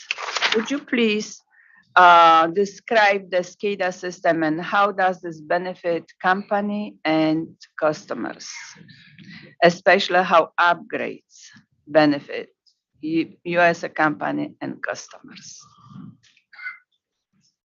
Sure. I may ask for help, but here we go. So the SCADA system collects specific data, which at each facility, whether it's a dam, a pump station, a treatment facility, and it collects operational data. So if you're running a groundwater treatment facility, it will collect the chlorine residual that's happening at the time, the amount of flow that's leaving the plant, as well as a number of other parameters. That information that through the control system comes back into our main location. Our operators can see that data, and they have the ability to, in some cases, manipulate data and manipulate the flow of a pump or the level in which something will operate or the pressure in the facility. So what that does, and really does importantly, is allows us to see data without having to go out to every site. You can see that every night. I can log on right now and see the level of a tank. I could see the pressure coming on the discharge or the suction side of a pump station. So we don't have to go out to a site to understand how the facility is operating. The other piece is where we have chemicals. Most of the time, the operators have the ability to control or make modifications. So if something's not going correctly or if they need to make a change, they can make that change remotely. Again, saving time on the road and in the field. How secured is the system? Is it possible that somebody from outside can break into the system and start manipulating, let's say, doses of chemicals or any other equipment? Yeah, we have seen that out in the last couple of years. We have a separate, not the security expert here, but we do have a separate server for our SCADA system with firewalls. It's separated, and our IT department, working with our supply operations department, works to control that. They do pen testing as necessary on those. So can somebody break into your system? Do you have special passwords that only certain people know and nobody else knows? Yeah, I can't get into the SCADA system to give you some sense of that. I don't have a password. Page 53, please. You say 53? Yeah, 53.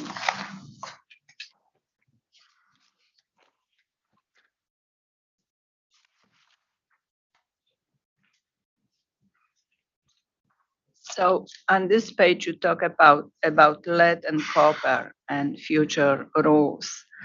I would just want to know who collected the samples for lead and copper, how they were collected, and who paid for those samples for collection and for analysis.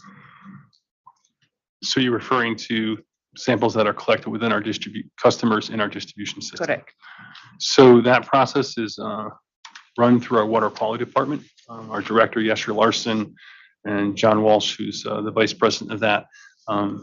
So we do have sampling technicians, but lead samples are collected by customers. We give them instructions, we provide them containers, we then pick up the containers because of the way the sampling has to be done, and then that's sent to the laboratory. And is sent to your laboratory or someone else? We outsource most laboratory work like that. And who pays for the analysis? Because it's an expense, so our customers are paying for that. Your customer is paying, you are not paying for it? Well, we pay for the samples, but it goes into our expense costs. Okay, thank you. Now, I would like to refer you to your responses to interrogatories. So we will start with the RRU 100.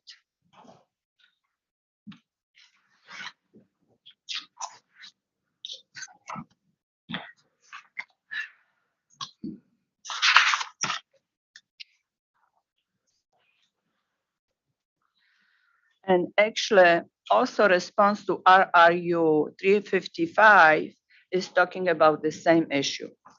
In response to RRU 355, you stated that you submitted, as AQUARION, submitted a supplemental response to RRU 100. I was looking for this supplemental response and I could not find it. So it was submitted under different number. I could not go through 1,000 numbers. So my question is, you submitted the supplemental response because the Indian field originally was reported, the spending amount on capital improvements for Indian fields was reported as $2,900,686, and it should be reported $1,769,622. So you corrected this amount. Before I request a late file, I also would like you to correct one more thing in this table for RRU 100. And this is only administrative thing. You stated in the table that the Litchfield Hills project number 794 was completed in docket 13-02-20 WI-12. Actually, it was completed in docket 13 and approved for cost recovery as in docket 13-02-20 WI-15. So would you please correct this number? And I would like to ask for late file, Chairman. And this is the supplemental response to interrogatory RRU 100 and 355. Okay, and Michelle, just clear, what is the supplemental response? Just the correction, or do you have? Correction to RRU 100, attachment 1. Okay, so I don't think we need that as a late file. If I can just ask Attorney Pace to refile that interrogatory, and then that would be a correction identified in late file exhibit 1, please. Of course, we can do that. So just to confirm, we'll submit a correction to RRU 100. We'll call it RRU 100 SPO 1, supplement 1. Very And good. that'll reflect the correction Ms. Zoul identified. Okay, Thank you. thank you. A response to interrogatory RRU 102, please.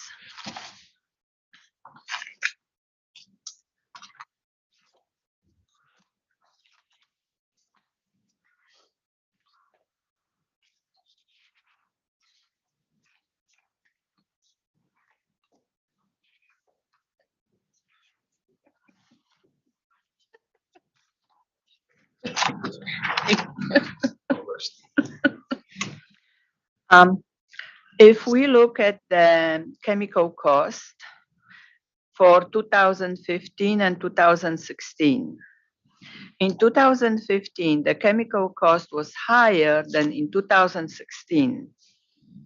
In 2016, we had a drought. So I would assume that there was more water use during the drought season than in 2015. Would you please explain why in 2015 was more chemical use than in 2016? So I didn't sponsor this testimony. Is there any way we can get Jeff Robert Ulrich up here to assist in this matter? Chairman, if we can have Mr. Ulrich, who's one of the company witnesses, approach the table, and if he could be sworn by the chairman, we could then respond to Ms. Zoul's question. Thank you. Very good. Thank you, Mr. Ulrich. I'll give you a moment.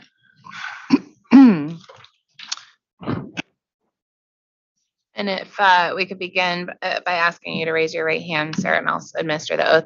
I swear to tell the truth, the whole truth, and nothing but the truth under pains and penalties of perjury. I do. Thank you, sir. And if you need a moment to pull up your testimony, and then we can ask Ms. Scholl to restate the question if necessary. Okay, yeah, I'm ready, I think. Very good. I'm ready. So you like me to repeat the question? Yeah, I'd have to get into specifics of why that is, but there's many combinations of things that have an impact on the chemical costs. And what I suspect probably is it's water quality, it's a dosing. We had higher dosages of chemicals that we're using to meet the water quality requirements. You know, we have that fluctuate throughout the year. If the reservoir is not in as good a condition as it was the year before, we have to use more chemicals in order to treat the water to get it to the water quality requirements we're required to meet. So the dosing changes year to year based on the raw water quality. So it's not directly attributable to production. Okay, so you're saying that this is probably correct, that in 2015 was I'm more- confident it's correct, but we could look at it, but I'm relatively confident it's correct. All right, thank you. A response to interrogatory RRU1, let me see, 126, attachment 1.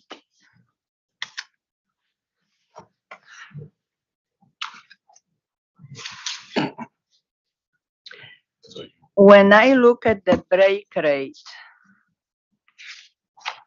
there are two places where I have questioned. This is for Hollandale Estates and Medbrook. Hollandale Estates has 1.3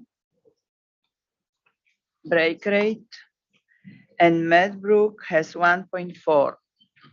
What is company doing to eliminate the break rate or make it lower? Yeah, so Holland Estates is a very small system, so one break can drive that number.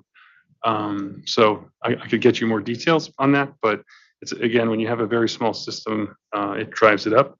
The Meadowbrook system, it has some very poor soil conditions that have regenerated a number of breaks. At this time, we are replacing the related mains that have the breaks right now.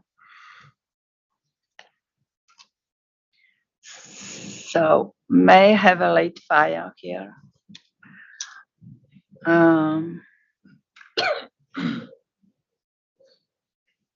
It would be break rates for Hollander Estates and Meadowbrook.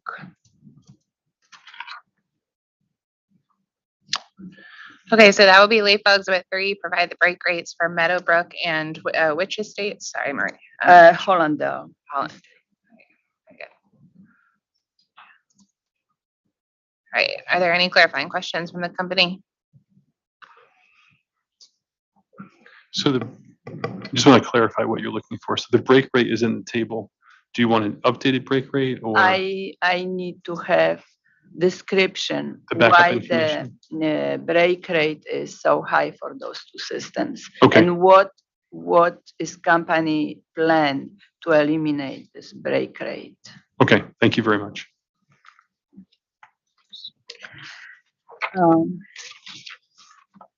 Response to interrogatory 127, please, attachment 1.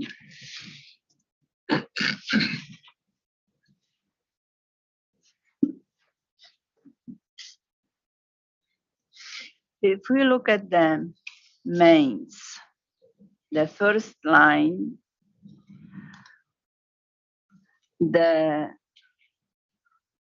would you please explain the reason for cost increase for mains from $53,199,408 in 2020 to $72,775,373 in 2021? What is the reason for such a high increase? So mains, one of the targets for us is to reduce the replacement rate. If you go back before 2013-14, we were probably at a replacement rate of 1 to 3 in 300 years, which obviously is not sustainable. Will result in a tremendous amount of breaks in the system over time. So we've been increasing gradually, and sometimes a little more than gradually, the amount of main we want to replace in a given year to get to a 1% replacement rate or 1 in 100 years. So we're working through that. We're trying to get to that point. You think about that, we have about 3,400 miles of main, so that's 34 miles a year, which is a lot of water main, but we have a lot of main that needs to be done. So for the purposes of reliability. Okay. Next one is our dams. In 2020, you had $451,108 spent, and in 2021 is $2,883,183. So it's more than 6 times more between 2020 and 2021. So we're talking about, Dams. we're talking about dams, correct? Yes. So we have been very active addressing, right now we have 34 dams. We had 29 before acquiring Torrington, and making sure that each dam is stable, in good condition, because that's where our source of supply is for many of our large systems and some of our small systems. So as you look at these numbers, it's they vary quite a bit because we go through basically an alternative phase, a design phase, and then permitting takes somewhere around, depending on the size of the structure, 6 to 12 months. So some years we're only doing permitting and design. Other years we're doing execution. So that's why it bounces a bit.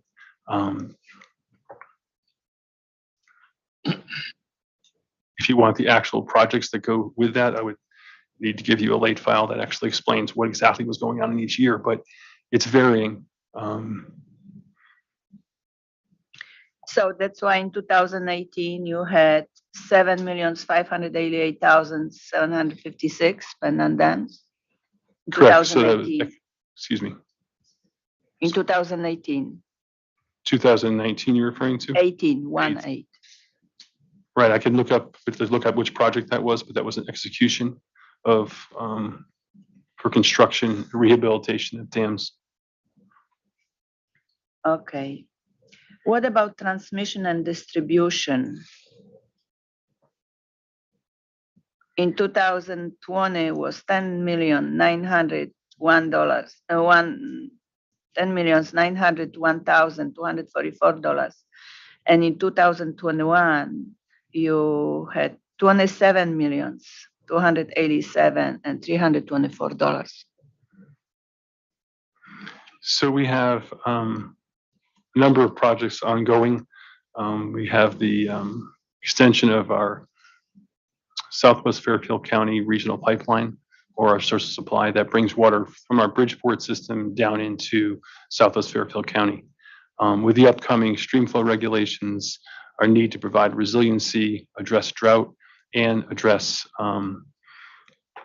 basically an average day margin of safety issue, and look at future growth, we are plan to move more water for those particular reasons from our Bridgeport system down into our Southwest Fairfield County system. In doing so, there are a number of large transmission projects that are going to happen.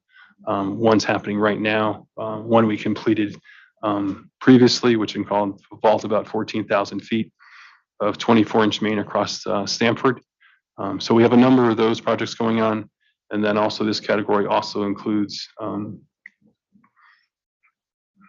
other mains such like that. So we have these larger projects than we've had in the past in order to address that. Okay. And next is treatment.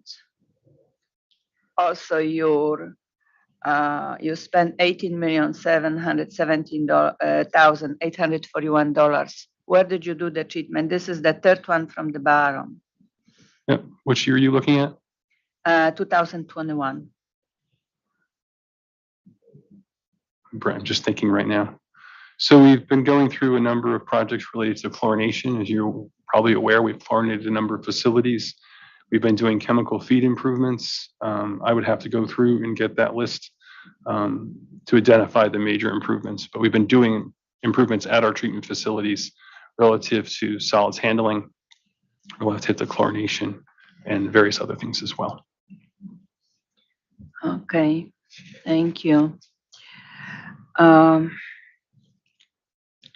Response to interrogatory 131, attachment 1.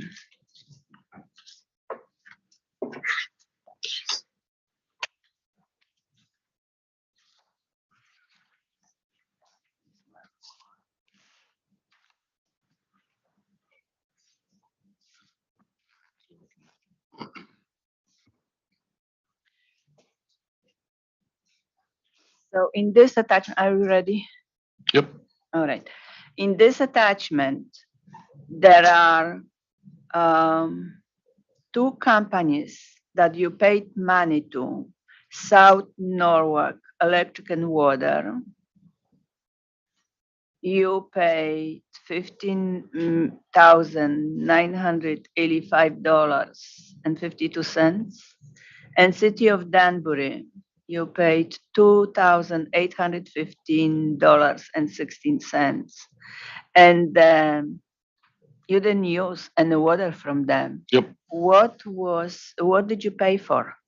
So the city of Danbury, that was related to, we had an E. coli violation in our Pierce Manor system.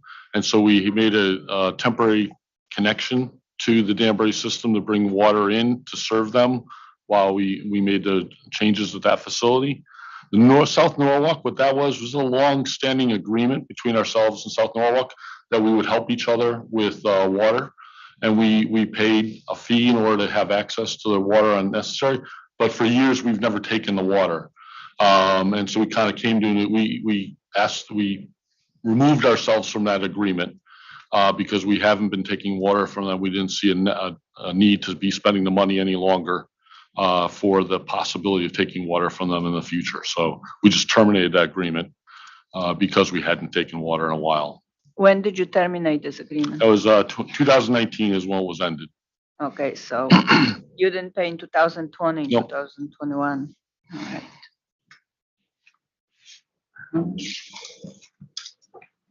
A response to interrogatory 132, please.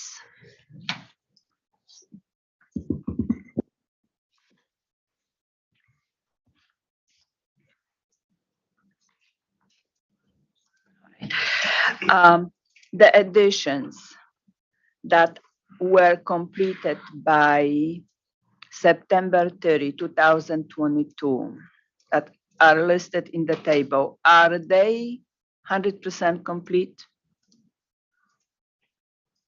The additions would be in plan, but not necessarily 100% complete.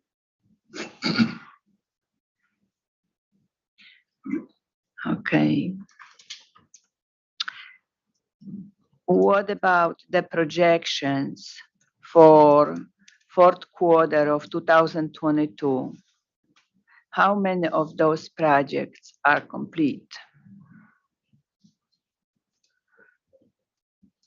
Can you tell me now? I cannot answer that question. We have been looking at, we just finished an October close that, updated this internally. And obviously we will look at a November close as well. So I would like to ask for late file. Projects completed for 100% until December 15. Are you able to give me this information? So there was yes, we can do that. I just want to clarify something if that's okay. There's another interrogatory where we talk about providing projects that are 75% or greater by the end of, by December 15th, 2022. Do we want to combine that into our close through end of October? And then we've forecasted internally, have not provided to you yet, what would be at greater than 75%, and then you can see what will be 100% and what would be greater than 75%. Is that something that would be helpful? Oh, as of right now, I would like to see only projects completed 100%, nothing else. Projected through the 15th. Yes. Okay. So let's do this this way, Mr. Lawrence. Thank you for the clarification. So this will be a late file exhibit 4. Since the rolling due date for this late file exhibit is December 5th, let's have the company provide anything that the projects that have been completed 100% through the close of October. Yeah. And I'll ask that the late file exhibit 4 be updated with actuals through December 15th. And December 15th is the last is the close of the evidentiary record. And I think that's the last day of our late file exhibit hearing. So I just ask that when you supplement the late file exhibit on that day, that anything that remains a projection through the close of that business, it can be clearly delineated. Does that make sense? Yeah, it does. And Chair, just one clarifying question, and that is late file 1 that we requested, that was an opportunity to identify in one consolidated location all corrections and updates. If it would be beneficial for the authority, we can show those updates to plant additions in late file 1 as well, if it's convenient to have them all there in one central location. I just wanted to raise that with the authority in terms of what your preference would be. We can do it as a standalone if that's what you want, or combine it with late file 1 with the other updates to the case. I appreciate that, Attorney Pace. I think I'll leave it as a standalone since we're asking a slightly different question than what was posed in interrogatories as 100% versus 75. But I appreciate the flag. So I'll leave that as late file exhibit 4. Any further questions or clarifications at this time? Chair, so in terms of clarifying that, again, we close our books on a monthly basis. So you mentioned this December 15th date. So we can provide in that exhibit actuals through November 30. So 11 months ended November 30, and then an estimate for the last, for the month of December. Would that satisfy you? Very good. I appreciate that clarification. So with that in mind, let's see. If we can get that late file exhibit as part of the package that's due on December 12th, then that would be appropriate to update it on December 12th, since hopefully that's enough time to update the November numbers and add the projections from the 15 days in December. Yes, thank you. Any questions from the witnesses? No. Thank you, Chairman. Thank you. All right, we can resume cross. We're going to take a lunch break at roughly 12:30. So let's resume cross for a few more minutes, please. Thank you. In these editions, where are included WICA projects? In main replacements or somewhere else? Do you have WICA projects that were approved in previous applications, WICA applications? Do you have them included here? So there are WICA projects approved as previous applications that are part of this, and there are WICA projects that will be sent a letter to the authority about because we don't have WICA approval on, but we want to notify you. So those would be in water main replacements as well as water main relocations. Okay.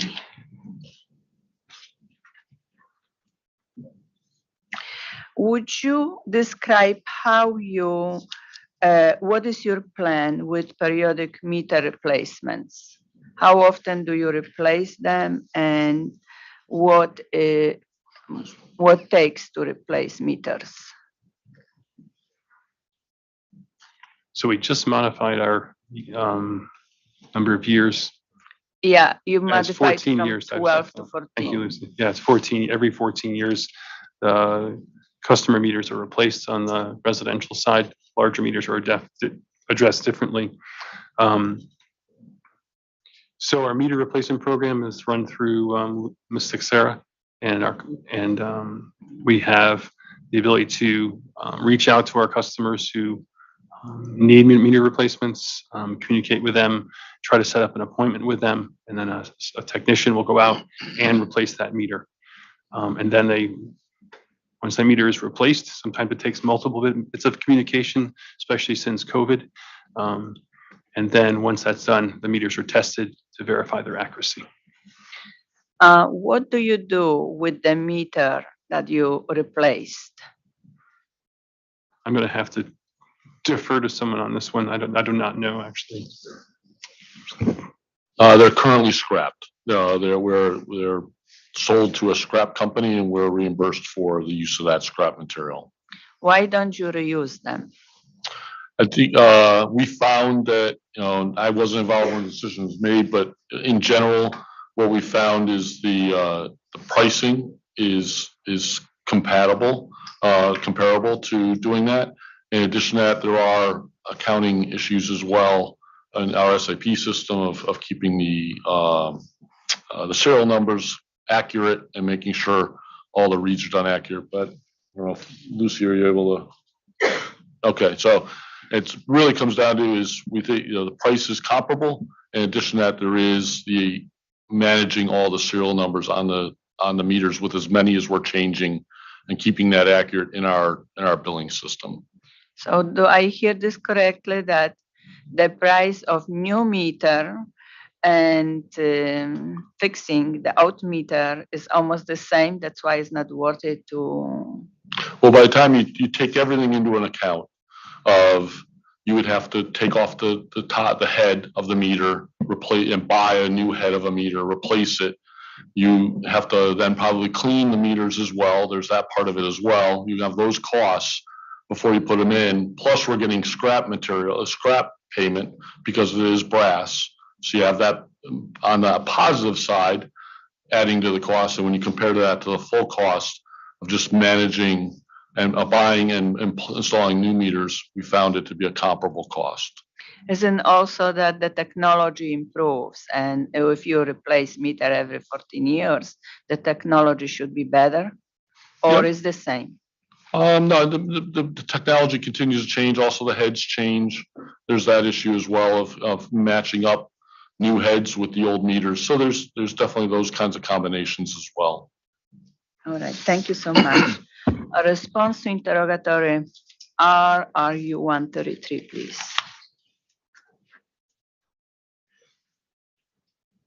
Excuse me, did you say 132 or 3. 3? Thank you. 133.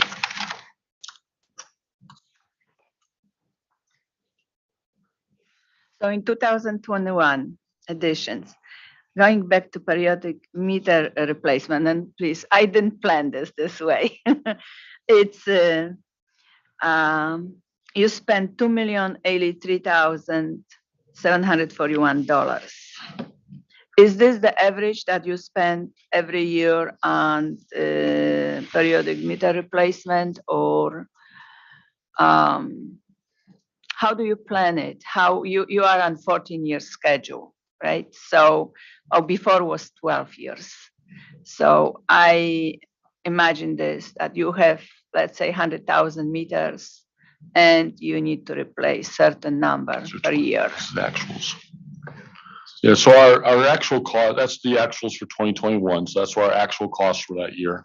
In projecting our costs forward, yeah, we do have a number of how many need to be replaced every year. We have that number. We also have the estimate of what the average cost is for a replacement. So we roll those numbers together and come up with our projections for the years going forward. So I think, if you look forward to 2022, 23, we're probably on this order, and maybe going up slightly just because the material cost does go up over time, but on the order of this $2 million a year. Oh, now you should also save some money because you went from 12 years schedule to 14-year schedule. Don't you save money on extending time period? So what that does for us is it allows us to flatten the replacement rate. So instead of having 16, 18, 22,000 meters to replace, it allows you to keep a standard number of meters replaced in general on an annual basis. And it does it saves money, but it flattens out the spend. So you don't have to, if you're going to replace 14,000 meters or 20,000 meters, obviously there's more cost into that year. So. How much you would save?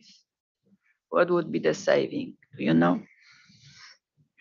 So I'm just give me 1 second, unless Josh, you're going to answer this. Well, I'm going to add a little additional information. So part of the reason that we asked for the additional 2 years is because our replacement rate and our testing showed that the meters were lasting longer. So we were able to extend the period, but at the same time, we are currently catching up from the COVID pandemic. And currently we are projecting, based upon our budget projections, that we're going to still be incurring about 2.8 million in meter replacements because of the backlog that we're currently working on with replacing the meters during the 2019 and 2020 and 2021. You said 2.8 million because in 2021 you had 2.08. So yes, so it would be $800,000 more. So if you look at our Schedule F, we provided our projected capital budget in Schedule F, which shows for 2022, we're showing periodic meter replacements of, I just want to confirm the year. For 2022, we're actually at over 3 million for 2022 as part of our catch-up. When you say catch up, and I apologize, Joel, for interrupting here. I just want to make sure I'm understanding.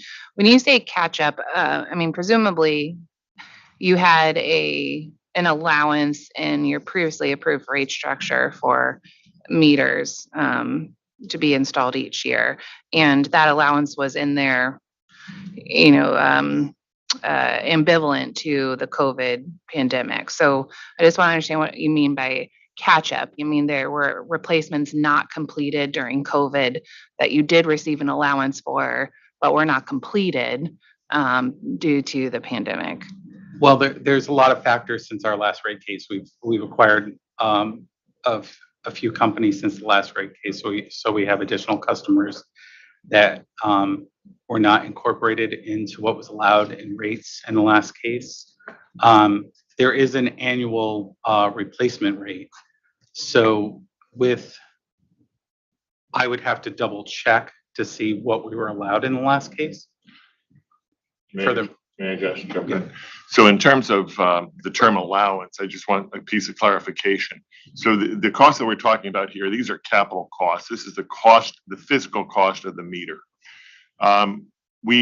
In terms of those meter replacements that are done, we expense the labor associated with the installation. So as we think about the cost of providing service, so the cost of the meter is capitalized as part of rate base, as part of adding a fixed asset. The labor associated with the change out of that is expensed, and that's been recovered, and that's been something that, since I've been here for 28 years, that's been the practice that's been done. So there is no allowance per se in terms of how the cost of service works. To the extent that there's meters replaced, we're capitalizing that asset.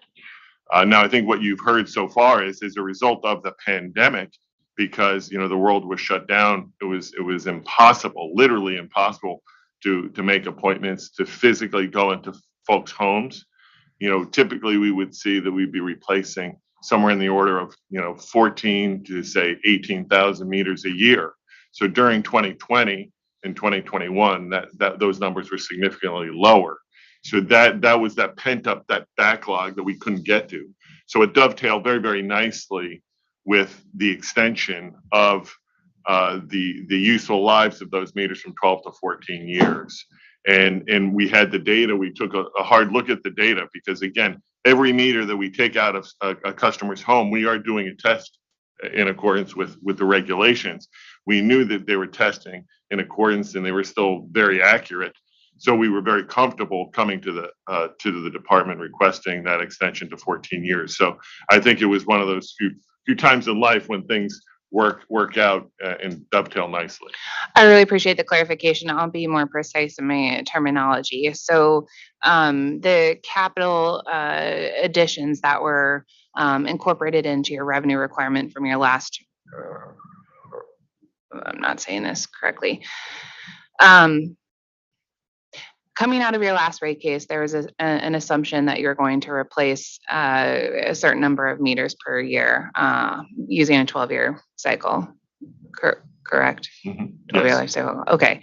And so what I think I'm asking is you did not perform according to that 12-year cycle during the pandemic, and that's your testimony. That's correct. Yeah. Okay. And the useful life of these meters, according to the manufacturer's recommendation, is 20 years. Is that accurate? Did I read that in your testimony? I'm not aware of that. I haven't said that specifically now. I don't know the detail to confirm that or not, so. Okay, so you're not aware that the manufacturer has provided a useful life of the meters of any age? You're relying solely on the testing that you've completed? Well, it's a regulatory requirement to replace them every 12 years. That's what's been stipulated, and that's what we were working towards, because that was what the understood capability of the technology was, and that's why we came up with a revision asking to extend that, because we have seen that they've performed well over those 12 years. There are other components that those heads have batteries in them. The batteries only last so long as well. So, you would even if they were capable of lasting for 20 years, you probably have to still go in and do some work to replace the heads, because the reeds, we struggle right now with the reeds starting to stop at that 12 and 14 years and having to go in and replace them, even though they may not be required to be replaced because we can't get the signal. Okay, and the signal you're referring to is the reed the signal. reeds Yep. drive by. Okay, and so the meters, I take it from the testimony about the impact of COVID, they are primarily located within a customer's residence. They're not, out by the curb The or, vast majority are in people's residences. There are some in meter pits. We did take advantage of trying to do as many of those during COVID, but it just wasn't enough to offset the deficit in our requirement. thank you. Do you have a breakdown in terms of what percentage of your meters are located in meter pits versus within the residence? Not right now, but we can provide that. Okay. Can you do that for me, please? It would be late file exhibit 5. And if you could do that breakdown by customer class. Okay. Thank you. And just so there is when we do those, we get a sign off because the homeowner or the resident ends up owning that meter pit afterwards. There's a process involved as well that they have to take ownership and responsibility for that meter pit over time.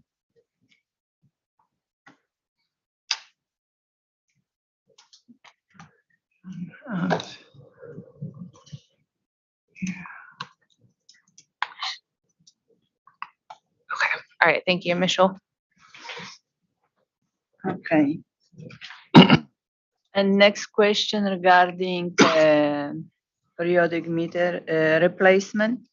Has a company applied for any cost recovery for meter replacement in any WICA proceeding between last rate case and until this rate case in WICA proceedings?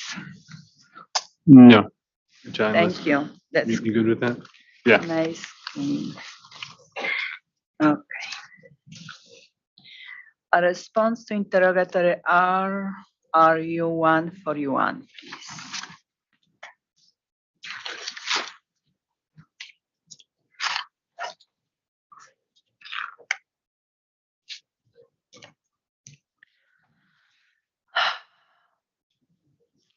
How is the company resolving issues with high and low water pressure for small systems that are standing alone systems, and how is resolving the same issue for large systems interconnected with other systems? Is the process the same or different? Can you state that one more time for me? There is a small system, let's say less than 100 customers, and you have issues with high pressure and low pressure. How do you resolve the issue for this kind of system? For the small systems, Yeah. it's very challenging. Could you please describe how you resolve it? Yeah, so on the high pressure side, we can, depending on the situation, and again, depending on the pressure, we can use either PRVs, pressure reducing valves, install them in the distribution system. We've done that in our Marlboro system to drop the pressure. It wasn't over 125, but we wanted to drop the pressure. But sometimes in these systems, you have a high pressure point, which is the sort of a valley or where the river is, if you will, or a stream, and then it goes up the hill, 1,000 feet later, and that person has, 32 pounds. And so sometimes to make that work, you actually have to do customer PRVs so that you don't have to actually end up putting a pump station and expending, $300,000, $400,000, $500,000, $600,000 to offset that. So we're trying to work through them, but the small systems sometimes create a unique challenge because of the number of customers impacted. How many small systems do you have? Do you remember of? I can count them, but I don't remember offhand. Approximately, it doesn't have to be exact. Yeah, I would say it's somewhere in that. So we have 75 systems now. Probably around between 40 and 50, I would guess. So I can clarify that. And do you get often complaint or calls that somebody has low pressure or high pressure and something was destroyed at home? So the low pressure and high pressure calls, and I know we've talked about this during your site visit, primarily are from customers who are not below 25 pounds or above 125 pounds, but rather someone who's closer to 80 to 100 pounds. And we had one in Trumbull that I know actually came to Pura, where a customer didn't like the residence is at 110 pounds because typically your boiler likes 80 pounds or less, and so they need a PRV. So we tried to work through it with that customer, help her understand our obligations, our responsibilities, and her responsibilities. So that's pretty typical. On the low pressure side, again, most of the time it's not people that are less than 25 pounds. And a lot of those are up near water storage tanks where they're like literally 40 feet from the water storage tank, which would be your lowest pressure, or they're way up on the top of a hill that they chose to build on. It's the people that are at 29, 30, 32, which don't have good pressure, in their second floor shower. Most of the customers that have in that really low range already have booster pumps that they put in either with construction or over the years. Do they request help from you for putting booster pumps? We do. I don't remember which year it was. Go by quickly. We were doing some work in Darien, not a small system, and we weren't doing work on this other street. One of the neighbors got a hold of one of our operations team and asked us to replace their main because they didn't have enough pressure. So we went and looked at it. They had 27 pounds, which is obviously not great pressure if you're trying to take a shower or anything, but falls within that category. We surveyed that and we made a decision to interconnect that portion of the system with a higher water level and resolving that issue for them. So who paid for booster pump? You So we- or the customer? So normally the customer is paying for that booster pump.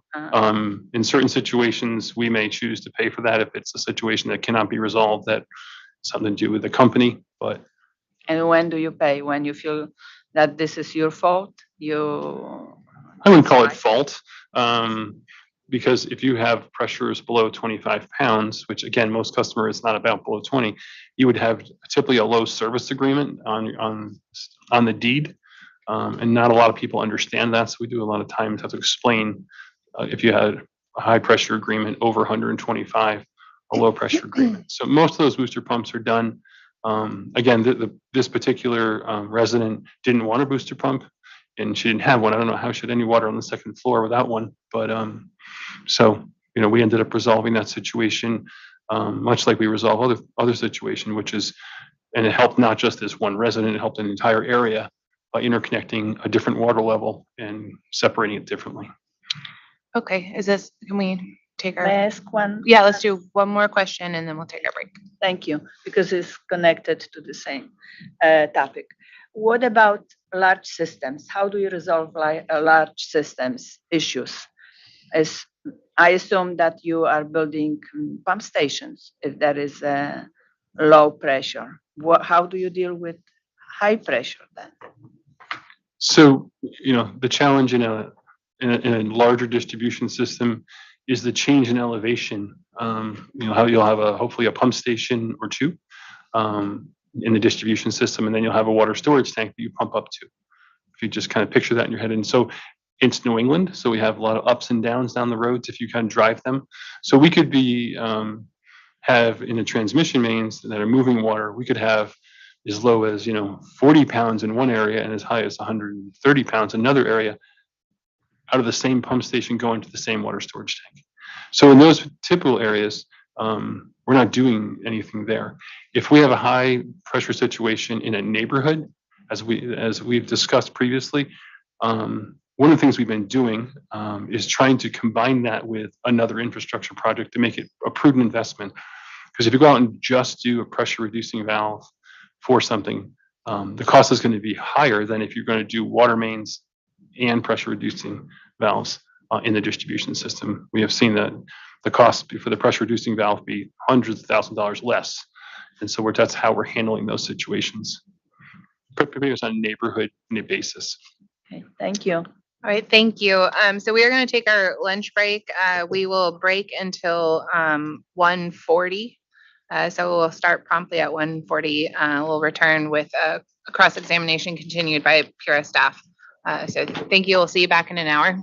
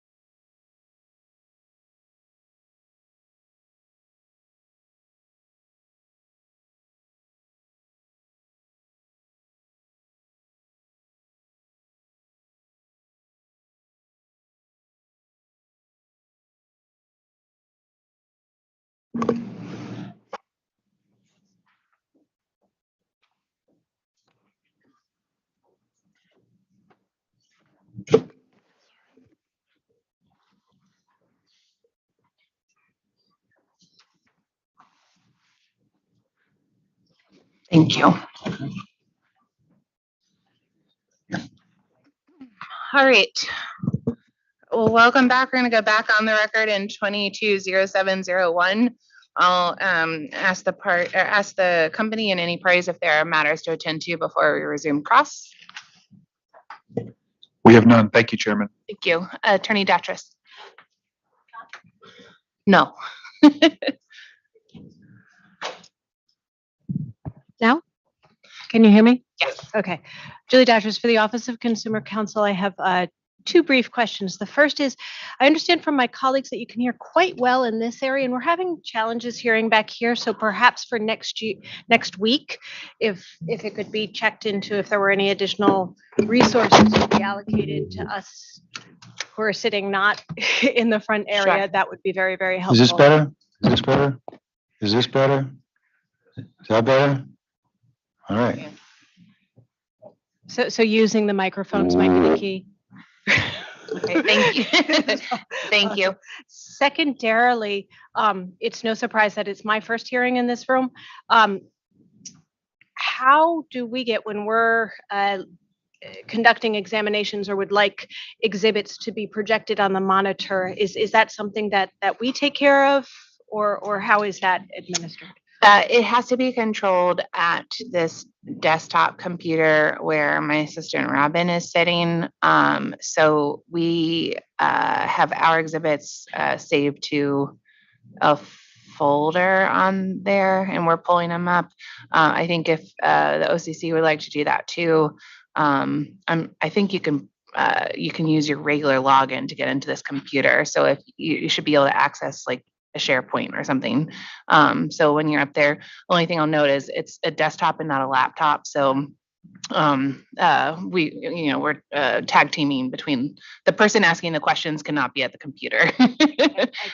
But you should be able to access like a shared drive or a USB port if you want to save a static copy of the exhibits you want to reference and plug it into the computer. Okay, very good. Thank you so much. Thank you.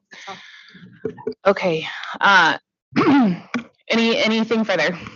All right, very good. In that case, we will resume with cross-examination of our panel on capital program and plant additions. We're going to continue with cross by authority staff, please. Thank you, Chairman. I would like to refer you to response to interrogatory RRU 144. As on page 2, table. First, let's talk about table 1 and then table 2. Ready? Would you describe your Southwest Fairfield County region pipeline? You spent on this pipeline $23,274,974. Would you explain why this investment was needed and what's the reason for the investment? Absolutely. That's much louder. So our Southwest Fairfield County regional pipeline has been in service servicing that region from our Bridgeport system since the 1980s. So at that time, like Stanford Water was a separate company, Greenwich American. But that water has been traveling from our Bridgeport system down to that region since the 80s. What we're doing right now is increasing the capacity to move that water. Again, I think I said this previously, one, we have the stream flow releases coming. So we have to make releases in Stanford. We have to make releases at our reservoirs in 2029 in Greenwich and in our Greenwich facilities. We also are working on resiliency to drought. If you remember, during the drought of 2016, we actually had many projects going on. This program was in place before that, but we didn't get it all in.